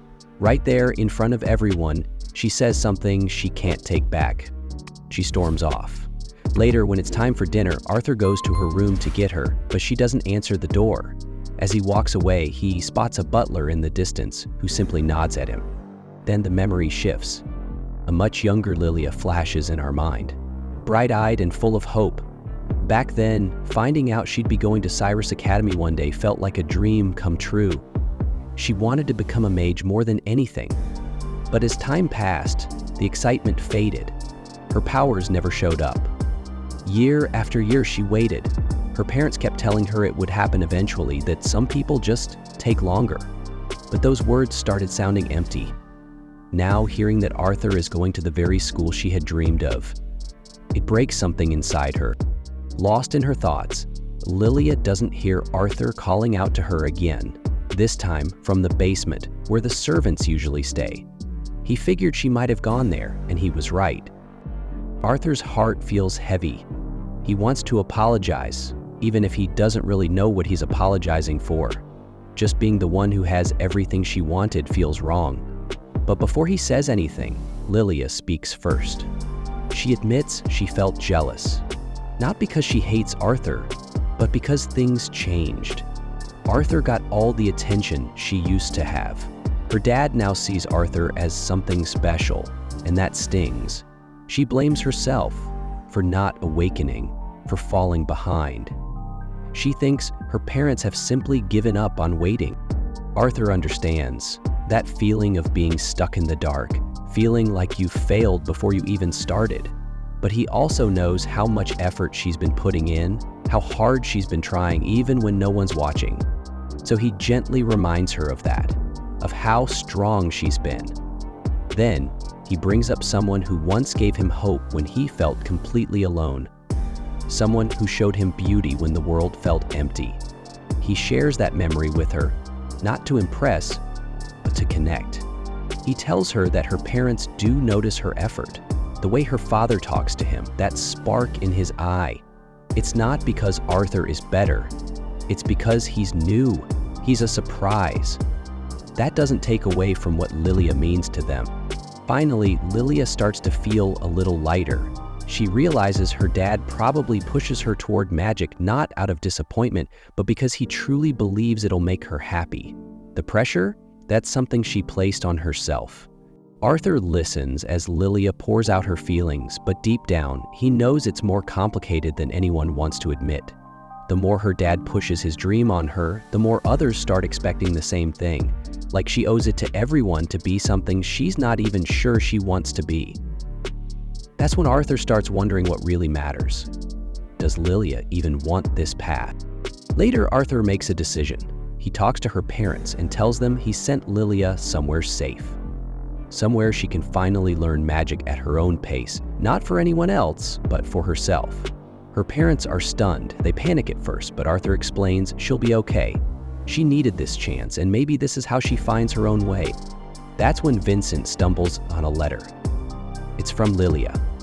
In it, she writes that she doesn't want to hold them back anymore. She's gone off to become stronger, and she won't come back until she's achieved something real, until she can stand tall on her own. Vincent breaks down. It hits him hard. He pushed her too far. All this time, he made her believe she needed magic to be happy, that anything less would disappoint him. And now she's gone, carrying that weight. Through tears, he finally understands that even if she never becomes a mage, she's still his daughter. And that's enough. Just then, Arthur brings Lilia out from the next room. She was never gone. She heard every word. Arthur confesses it was all just a setup to help her parents see things clearly. He knows what it's like to hurt your family, and he didn't want her to go through that. Vincent, overwhelmed, apologizes for everything, for trying to rush Arthur into the academy, for making Lilia feel like she had no other path. He tells her it's okay to choose something else if she wants to, but, to his surprise, Lilia stands firm. She still wants to learn magic. Not because someone told her to, but because deep down, that dream still means something to her. She wants to grow strong and use her magic to help people. That's what she's always wanted. Hearing that, her parents hug her tight, and Arthur, he quietly promises to help her make that dream real. Soon after, Arthur sits Lilia and Elena down in the living room. He tells them to sit back to back, close their eyes, and focus on breathing. It sounds simple, but it's the first step. Learning to feel mana starts with calm and focus. Tabitha watches, curious. She's never seen this method before. At first, Elena manages to spot a flicker of light but loses it as her mind drifts. Lilia, meanwhile, sees nothing. Frustrated, she's about to give up. That's when Arthur lightly places his hands on their backs, guiding their rhythm. His gentle flow of magic steadies their breathing, and slowly, something changes. A faint glow appears in the darkness for Lilia. It's soft and warm, familiar, like the kind of beauty that gives you hope. She finally feels something. Later, the basement lights up with cheers. Lilia has awakened her mana, everyone's celebrating. Mariah, overjoyed, whips up a rich, greasy feast to spoil her with, saying a milestone like this deserves something special. Arthur tells her it'll take a couple of years of training to really master it, and Lilia wonders aloud what kind of magic she'll have. Arthur just smirks, leaving her guessing, and the two laugh like old friends with the future ahead of them. But while they celebrate, far away a cloaked man walks towards Cyrus, flanked by knights in full armor. There's a strange excitement in his steps. He's heading to the auction house, and whatever's waiting there, he's ready for the show. Arthur visits Lily's family's auction place, and he's blown away by how big and fancy it looks. The place is packed with all kinds of people, rich folks, adventurers, and traders just waiting to spend big money on rare stuff. While Lilia and Elena go off to check out some shiny magic stones, Arthur ends up staring at a weird-looking statue that gives off creepy vibes. Meanwhile, Reynolds busy keeping an eye on everything for safety. Not long after, the auction kicks off. A guy named Vincent steps up to welcome some important people, including the king and his whole royal crew. The crowd goes wild for them, and Arthur gets the feeling this king must be super popular. The first thing they put up for sale is a sharp-looking knife that has some cool electric magic built into it. Arthur starts wondering if he could do the same magic trick with his own skills. But just then, he realizes Sylvie isn't by his side anymore. He heads out to look for her, not knowing she's already run into someone shady in the hallway. Back inside, the auction keeps going. Now they're showing off a baby magical lion that's already crazy strong for its age. The young prince really wants it, and the king doesn't waste time jumping into a bidding war, eventually paying a huge amount to win it. Meanwhile, Arthur's still searching when he hears Sylvie's voice echoing down a corridor. He hurries over and sees a strange guy talking to her in a way that doesn't sit right with him. The guy is dressed like those serious-looking magic types Arthur noticed earlier, so he plays it cool. He steps in and calmly gets Sylvie away. The old man brushes it off like he thought she was part of the auction, but there's a weird look in his eyes. Arthur tries to head back to the auction, but the man suddenly demands that Sylvie stay. He claims he wants to form a bond with her, saying only someone like him can truly unlock her power. To prove his point, he fires off a blast of fire.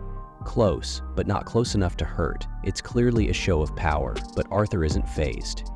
Then the mage starts acting like he's doing Arthur a favor, even saying this is all for the good of their country. Arthur's patience runs out, but just as he turns to leave, the guy crosses the line.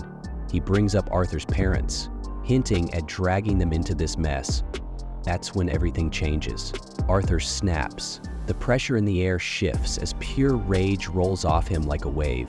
The whole room feels it. Some people can't even stay standing. Even Vincent, who was all smiles earlier, drops to the floor from the weight of Arthur's aura. The king stays calm though. He can tell a major force has just made itself known. Arthur, realizing what he's done, pulls back a bit. He hadn't meant to cause such a scene. It just happened in the heat of the moment. By then, the auction is in chaos. Reynolds already moving fast, trying to get everyone out before things get worse. Not long after, the king calls everyone involved to explain what went down. Reynolds, being in charge of the place's safety, gets called out for not stopping the trouble sooner. Reynolds admits that it was his responsibility and gets ready to face the consequences. But before things get worse, one of the royal servants speaks up, pointing out that no one got hurt, so maybe the king can go easier on him. The servant then turns the conversation toward Arthur, saying he's lucky to have such a strong beast companion, and that it deserves to be raised by someone with real experience. Arthur knows he's being played, and to make things worse, even the king seems to back the idea. He mentions that this mage, who served him for ages, could have handled the whole situation better if he had a mana beast of his own. He hints that maybe Arthur should hand over his own beast so this kind of problem doesn't happen again. Arthur's ready to speak up, but his mother stops him from making a scene. Thankfully, Renaud steps in and defends his son, saying Arthur earned his companion fair and square. That makes it his choice whether to give it up or not. The king then shifts his focus back to Arthur, clearly annoyed, and tries to sweeten the deal. He offers to trade the powerful lion cub he just bought in exchange for Sylvie, saying the lion will likely grow stronger in the future. Arthur's patience is running thin now. He stands firm and makes it clear that he's not trading, selling, or giving up Sylvie no matter what. The king doesn't take rejection well. Even though he asked twice, nicely, Arthur still refused. He gives Arthur one last chance. That's when Arthur flips the situation on its head. He calmly asks the king how much he'd sell his own kids for. The room falls silent. The king can't believe what he just heard. Arthur reminds him that he said no 3 times and uses that to show him how it feels to be pushed around. He tells the king to keep his pride in check. At that point, the royal mage loses his cool. He orders the guards to handle Arthur, but Arthur drops them both with 1 hit each, quick and clean. The mage, frustrated, decides to handle things himself. He hurls a fire spell at Arthur, but right before it hits, Arthur taps into a hidden power from his bond with Sylvie. Everything around him freezes. Time itself stops. The mage looks around, confused and scared, realizing his magic isn't doing anything anymore. Arthur doesn't even touch him, yet the man's leg snaps like a twig. He cries out, but no one can hear him. Arthur gives him a warning, but the mage keeps talking tough until he sees a glowing image of a dragon behind Arthur. That's when it hits him. He's not just outmatched. He's in real danger. He gets so scared he can't even control himself. Time snaps back to normal as Arthur's strength gives out. Everyone in the room wakes up from the freeze, but Arthur collapses on the spot. His family rushes to his side in panic. A few days later, Arthur wakes up with a sharp pain in his head. He realizes that even freezing time for just a few seconds takes a serious toll on his body. He gets out of bed slowly, and not long after, Alice walks in with Sylvie, looking super relieved to see him awake. She explains that everyone was stressed out, but the doctor said he would recover. Arthur, still worried about how things turned out, asks her to go for a walk with him. They end up at the market where she helps him pick out a few small gifts for Elena. While shopping, Arthur starts thinking about money, assuming his dad lost his job after the chaos. But Alice reassures him that she's been earning through some side gigs and has things covered. After buying what they need, they head home. When they get there, they walk into a tense moment. Renaud is having a heated conversation with a visitor. Arthur tries to ask what's going on, but the others tell him to stay quiet for now. Eventually, he's let in, and Renaud asks how he's feeling. Arthur says he's fine, and the guest suddenly stands up to apologize. He's been sent by the king to say sorry for everything that happened. He also brings a gift, basically some hush money to smooth things over. Arthur finds it ridiculous that the whole thing is being brushed off as if it was nothing serious. Still, he accepts the apology for the sake of peace. The visitor compliments Arthur, saying he's sharp for his age. He also adds that the 2 guards who attacked him have already been dismissed. Even after the messenger apologized, Renaud wasn't totally happy. He started arguing again, clearly not letting it go. Arthur stepped in and told them to cool it. He admitted he was part of the problem too. He had talked back to the king, and in the end, he didn't really get hurt. Then he asked about the royal mage. The messenger replied that the guy had lost his job and ended up in the hospital. He mentioned that after the mage woke up, he kept shouting that Arthur broke his leg, but since no one actually saw it happen, they couldn't prove anything. The messenger tried to explain more, saying it looked like the magic from the guards who attacked Arthur might have bounced back and messed with the mage's own spell. He then added that while Arthur clearly had talent and even caught the king's attention, he still needed to learn how to handle situations better. Not everyone out there would be so chill about what happened.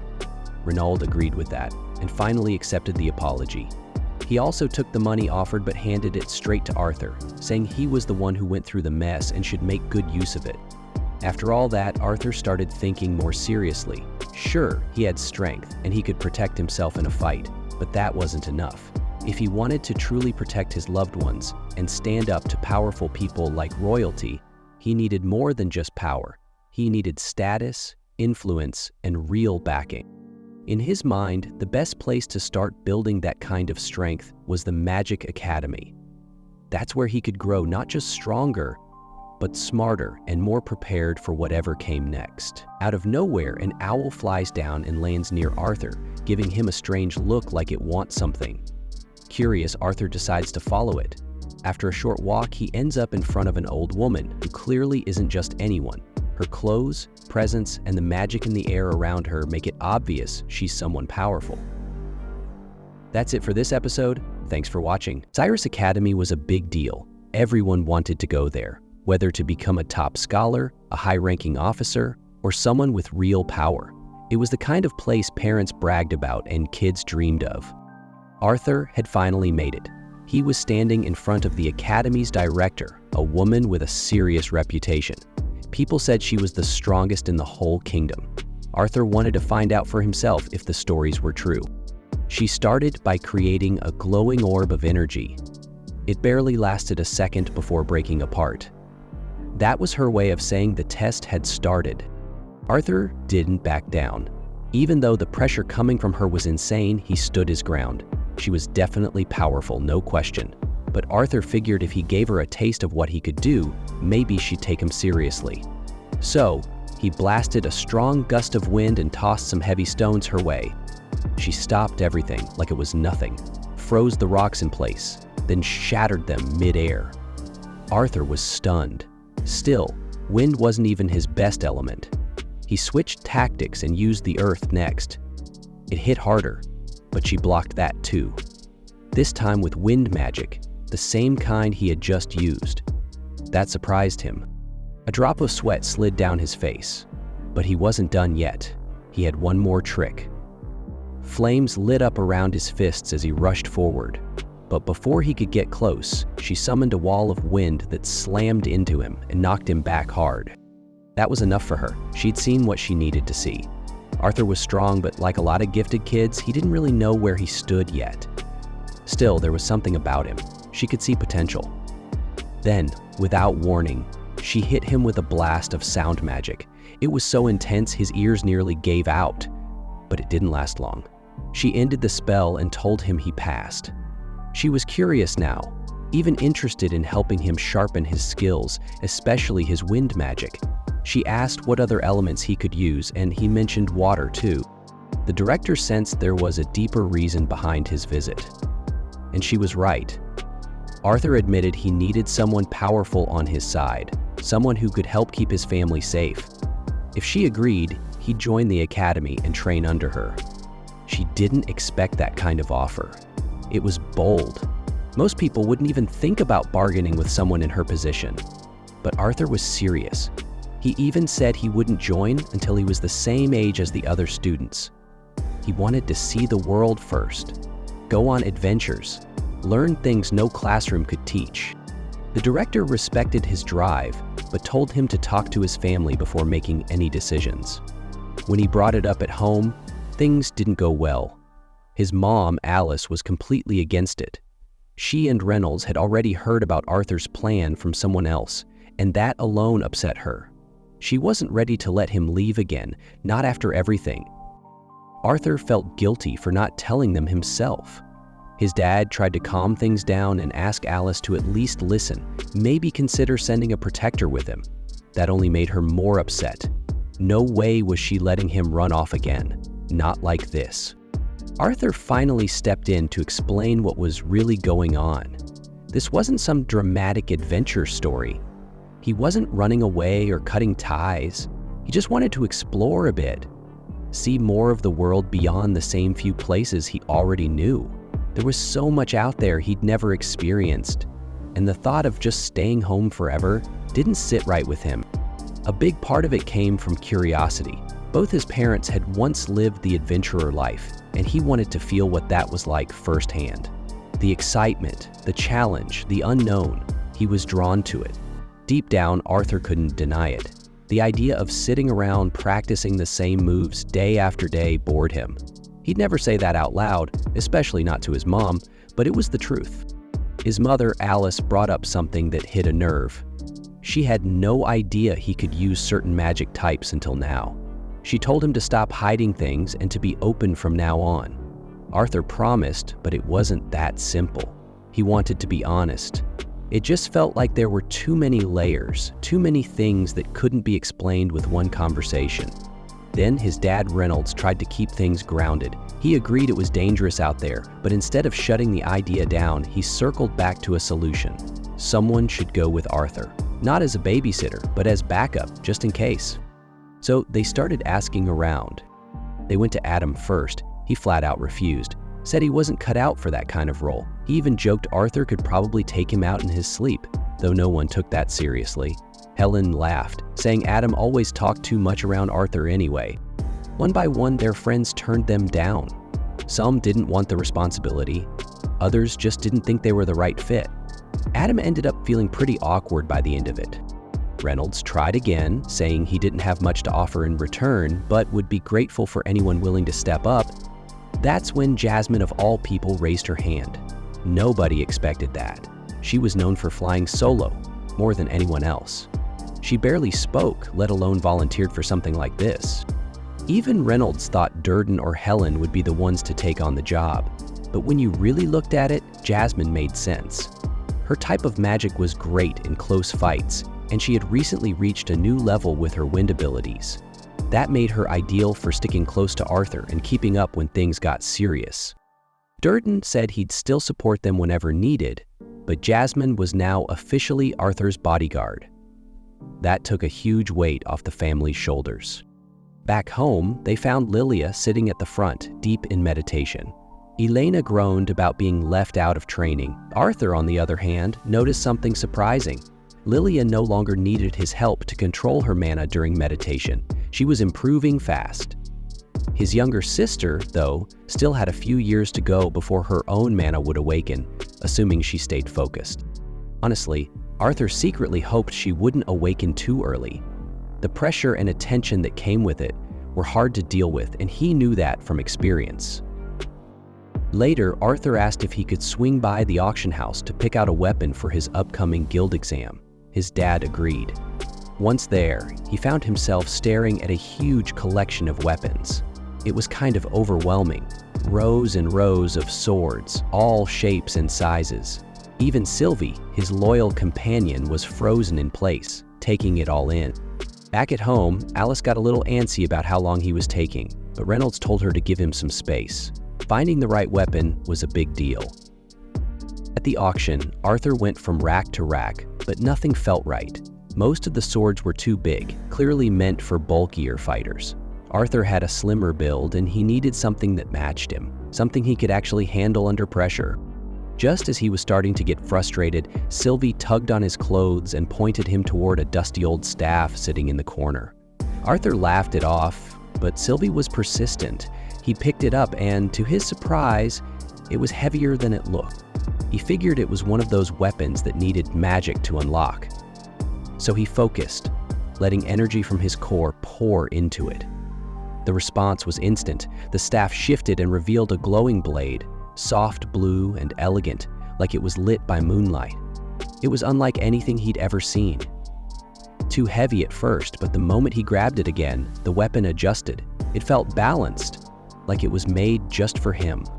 He tested it out on a nearby barrel, slicing through with no effort.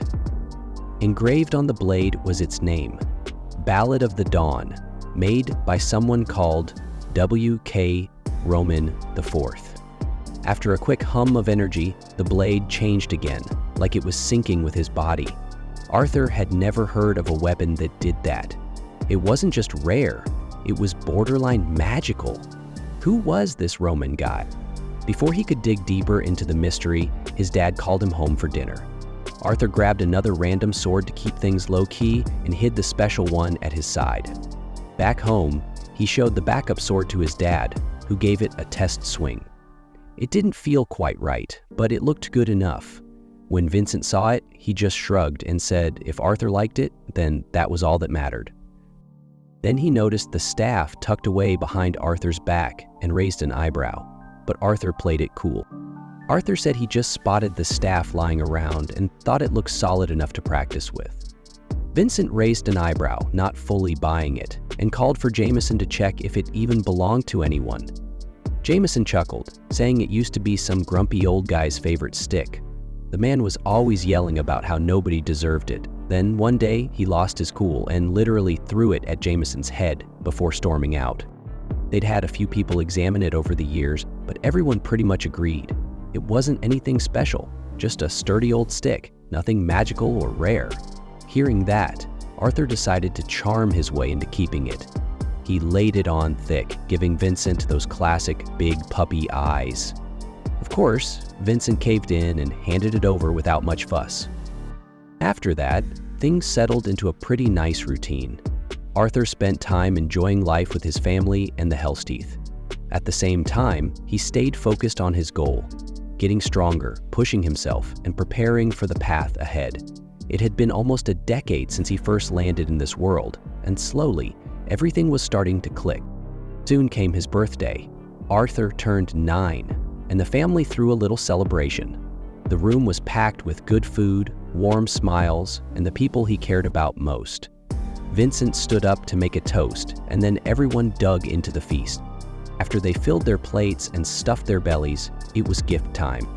His parents gave them a special pair of gloves. They weren't just normal gloves. These were stitched with tiny stones that could speed up healing, and Alice had enchanted them herself. Then it was Vincent's turn. He made a goofy comment and handed over a pair of rings, one for Arthur and the other for Alice. Tabitha explained the purpose. If Arthur's mana ever dropped dangerously low, his mother's ring would glow as a warning. More gifts followed. Adam showed up with something cool from the Securus squad, a scroll that let you leave voice messages using mana. He almost blurted out how expensive it was, but Jasmine shut him up with a swift kick to the back. Lesson delivered. Adam, now a bit more careful with his words, explained how it worked. Record a message with mana, and Alice could hear and send one reply. Feeling grateful for everything, Arthur stood up and told them all he'd be heading out the next day. He assured them he'd be careful and not do anything reckless. His mom just asked one thing, that he forget about things like glory or money and instead focus on staying alive. That night, Arthur had this calm, heavy feeling settle in. He finally understood something deep. In this life, he wasn't alone. He had people who loved him, people he wanted to protect. And to do that, he'd need to become even stronger than he was back in his old life, stronger than when he was king. Early the next morning, he came downstairs. His whole family was waiting near the entrance, quiet but proud. His dad gave him one last reminder, not to let his strength make him arrogant, and to remember he didn't have to do everything on his own. Jasmine would be by his side the whole way. His mom could barely speak, her eyes wet, but she handed him the ring and held his hand a little longer than usual. Then, with all the goodbyes said, Arthur walked through the doorway. Outside, Jasmine was already standing there, ready to travel with him. As he stepped forward and the morning sun lit up the sky, Arthur knew this was the beginning of something big. After traveling for a while, the boy and his companion finally reached their next destination, the Adventurers Guild in a city called Cyrus. As soon as they entered, Jasmine went straight to the front desk and asked to sign Arthur up for a rank evaluation. Once all the forms were filled, they were taken to a separate room. Arthur kept his mask on the entire time. He had to stay hidden. His background was too dangerous to reveal. If anyone found out who he really was, it could put his whole family at risk. In the evaluation room, they met a man named Caspian Bladeheart, the head of the guild. Caspian explained that normally, candidates had to pass a written test and show their monocore before even touching the battlefield. But since the request came from someone important, Flamesworth, he was willing to skip all that. Caspian even leaned in and told Jasmine he had seen her father recently, hinting at some personal connection. Moving on, he turned to Arthur and asked for his real name. Arthur calmly answered, Note. When they shook hands, Arthur could feel the man's strength. So powerful it almost echoed inside his own mind. Caspian then invited him to head to the arena. As they walked, Arthur turned to Jasmine and asked how well she knew the guild leader. She admitted they were somewhat close, thanks to her father's ties to the guild. While they talked, a small creature peeked out of Arthur's backpack. It was Sylvie, his dragon. Jasmine noticed and pointed out that Sylvie looked different somehow. Arthur explained that he thought Sylvie was about to go through a change, a transformation of some kind. Soon they arrived at the evaluation arena, where a match was already happening. Two fighters were going at it using magic. One of them, an older woman, suddenly appeared behind her opponent. Even though the younger girl had quick spells, it wasn't enough to defend herself. The older woman easily took the lead and announced the young mage, Diane Whitehall, had earned a C rank. Next, another name was called, Elijah Knight. But before anything started, a man stepped forward and declared Elijah was now ranked B, skipping the whole test. The crowd was confused, but the show had to go on. The following candidate was Lucas Wex. He walked in with a smug attitude and even asked if he could skip the test altogether. The examiner checked his details. Lucas was a conjurer with a light orange monocore, good with fire magic. He was also pretty young, even younger than Diane. Jasmine was surprised at his abilities, but Arthur couldn't stop looking at Lucas's ears. They reminded him of Tesha. As the test began, Lucas let out a bored yawn, which annoyed the examiner. Then, without warning, he summoned a huge fire guardian that charged forward. His opponent had to raise a massive wall of earth to block it. Still showing off, Lucas climbed the barrier and started raining fire down from the top. It was impressive. Even Jasmine was speechless. But Arthur wondered if Lucas really had control over all that power. As expected, the fireball spinning above suddenly went wild and exploded, shaking the whole arena. The examiner reacted fast and stopped the damage from spreading. Even after the chaos, she praised Lucas for his raw magic strength and energy. But right when she was about to point out his weaknesses, Lucas tried to attack her with a surprise spell. Before it could land, Arthur threw a dagger and stopped it just in time. Lucas instantly shouted that the fight was ruined because someone interfered. But the examiner shut him down, scolding him for trying to attack her. She said his real flaw was his attitude. And because of that, he didn't deserve a high rank. With a strong earth spell, she threw him out of the arena while he yelled that he'd tell his father. Finally, it was Arthur's turn. Jasmine wished him good luck and gave him a light pat. Just from that, she could feel the overwhelming power flowing through him. As Arthur walked into the arena, the examiner looked at his file and realized there was no information at all. That's when Caspian Bladeheart stepped forward and said he would personally take on Arthur for the test. His examiner looked shocked. Was it really okay for someone of Caspian's level to fight a candidate himself? Caspian looked Arthur straight in the eye and said he had a strong connection with the person who sent him. Arthur knew right then, this wasn't just any test.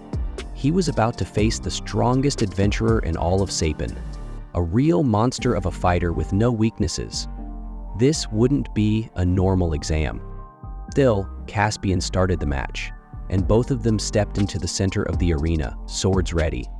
After the fight ended, Arthur received a B-rank adventurer license from the receptionist. He was now officially part of the guild.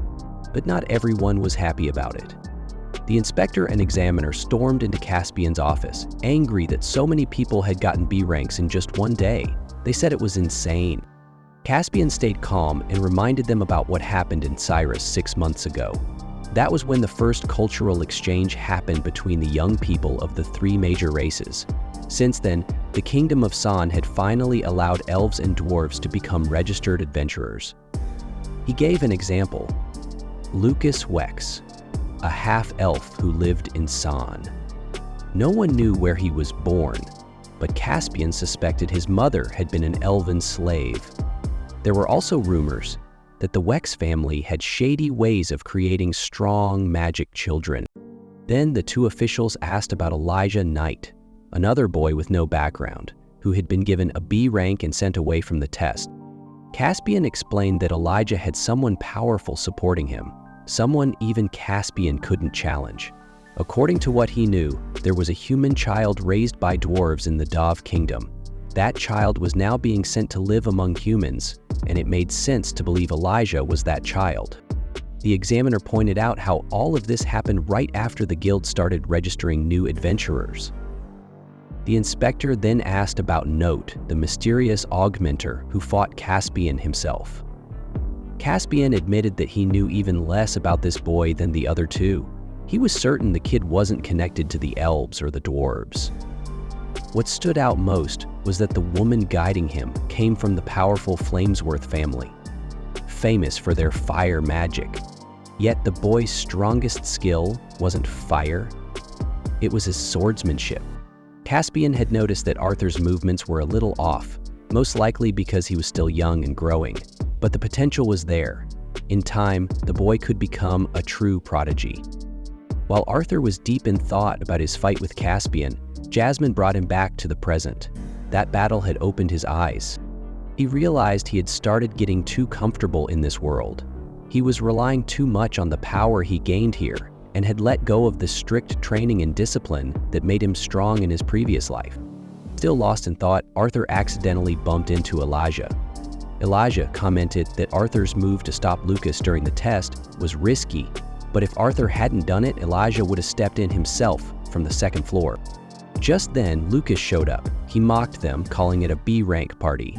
Arthur calmly replied that they don't invite people who break the rules. That annoyed Lucas, who stormed down the stairs and grabbed Arthur by the collar. But before things could turn into a fight, they all noticed the crowd around them. People were starting to talk. Everyone realized that these boys were Sapin's newest adventurers, and promising ones at that. Seeing all three in the same place made it clear this was a new generation worth watching. Lucas decided to let it go, for now, but he warned Arthur that next time, he wouldn't hold back. After Lucas left, Jasmine turned to Arthur and asked him to follow her. The two of them stepped through a portal and arrived at a beast pasture. There were other adventurers there collecting materials and training. Jasmine explained that this area had already been fully explored, so it was safe for lower ranker adventurers to practice. But this wasn't their final stop. They still had a long way to go. Almost a full day of running. Without wasting time, they took off at full speed. As they raced across the land, Arthur thought about Jasmine. He had always respected her, but now he truly saw her strength. Her speed was incredible, far beyond what he expected. During his duel with Caspian, the Guildmaster had slowly increased his pressure, trying to push Arthur to his limits. After defending for a while, Arthur took a risk and cast an offensive spell. But Caspian blocked it with ease and reminded him not to get too confident. Suddenly, in the middle of their journey, something caught their attention. The forest around them was in chaos. Trees were broken, and signs of destruction were everywhere. Then, out of nowhere, a massive wild boar burst out from the trees, covered in blood and attacking people without mercy. Jasmine urged Arthur to escape. She couldn't understand where such a massive beast had come from. It didn't belong in this peaceful region. Her eyes quickly caught sight of a broken cage heart nearby. It became clear the creature had been captured alive but somehow broke free. The two hadn't run far when the boar picked up their scent and began to chase. It caught up fast, and just as it attacked, both Jasmine and Arthur barely avoided its strike with a perfectly timed jump. Then, the monster revealed something worse, an ugly whip-like tongue that lashed out wildly. Jasmine stepped forward without hesitation, spinning through the air with her daggers. Her strikes were clean and fast, slicing the beast and showing off her speed. She managed to injure it, but it wasn't enough. The creature charged again, furious and stronger than before. Just before its tusks could hit her, Arthur threw himself forward, pulling Jasmine away and shielding her from the impact. The beast, still wild with rage, turned toward the injured men nearby. Jasmine stood between them and the creature, determined to protect them. Arthur stayed still, holding back. A feeling deep inside told him to wait. He knew he couldn't rush in too soon. Not again. He stood quietly, eyes focused. Then the opening came. As the boar lunged past, Arthur moved.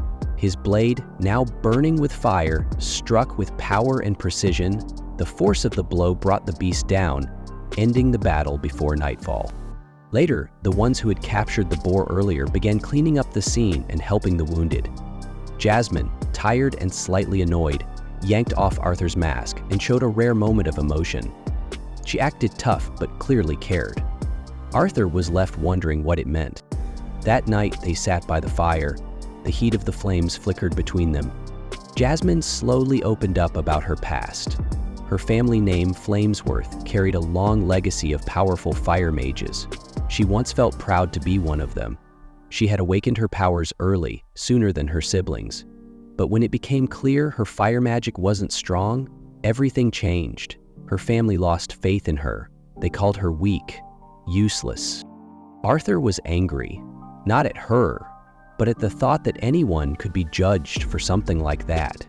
It reminded him of his own childhood, where he too had once been seen as worthless. In that moment, something inside him stirred, a memory, a fire. Jasmine smiled at his reaction. It was rare to see him like that. Then she reflected on her time with the twin horns. Back then, she hadn't known how to work with others, how to be part of a team. Her teammates had changed that. They taught her trust, patience, belief in others. Arthur didn't say anything, but her words stayed with him. Later that night, as the stars shone overhead, Arthur sat quietly while Jasmine slept beside the fire. Thoughts filled his mind. Could he really change? Was it even possible? He remembered all the people he had met in this world, all the moments that had shaped him. Somewhere deep down, he realized change wasn't just real, it was necessary.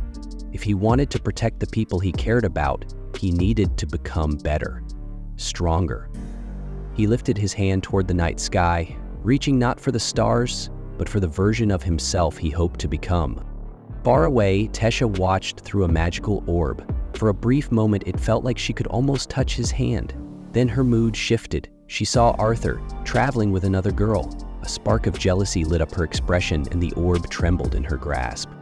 Vion entered and noticed her frustration. He took the orb and saw Arthur's image inside. With a thoughtful expression, he handed Tesha a book. A quiet suggestion that it might be time for her to move forward too. She looked at the book and smiled, perhaps for the first time in a long while. 2 years passed. In a distant region, two adventurers discussed rumors of a powerful swordsman. One doubted he even existed. The other claimed someone had seen him traveling with a girl from the Flamesworth family. They said the boy wore a mask and went by no real name. Only stories remained. Elsewhere, Arthur stood on a rooftop, staring out across the land. Behind him, Jasmine was preparing to leave. Without a word, Arthur slipped his mask back on, ready to continue his journey. Quiet, focused, and far stronger than before.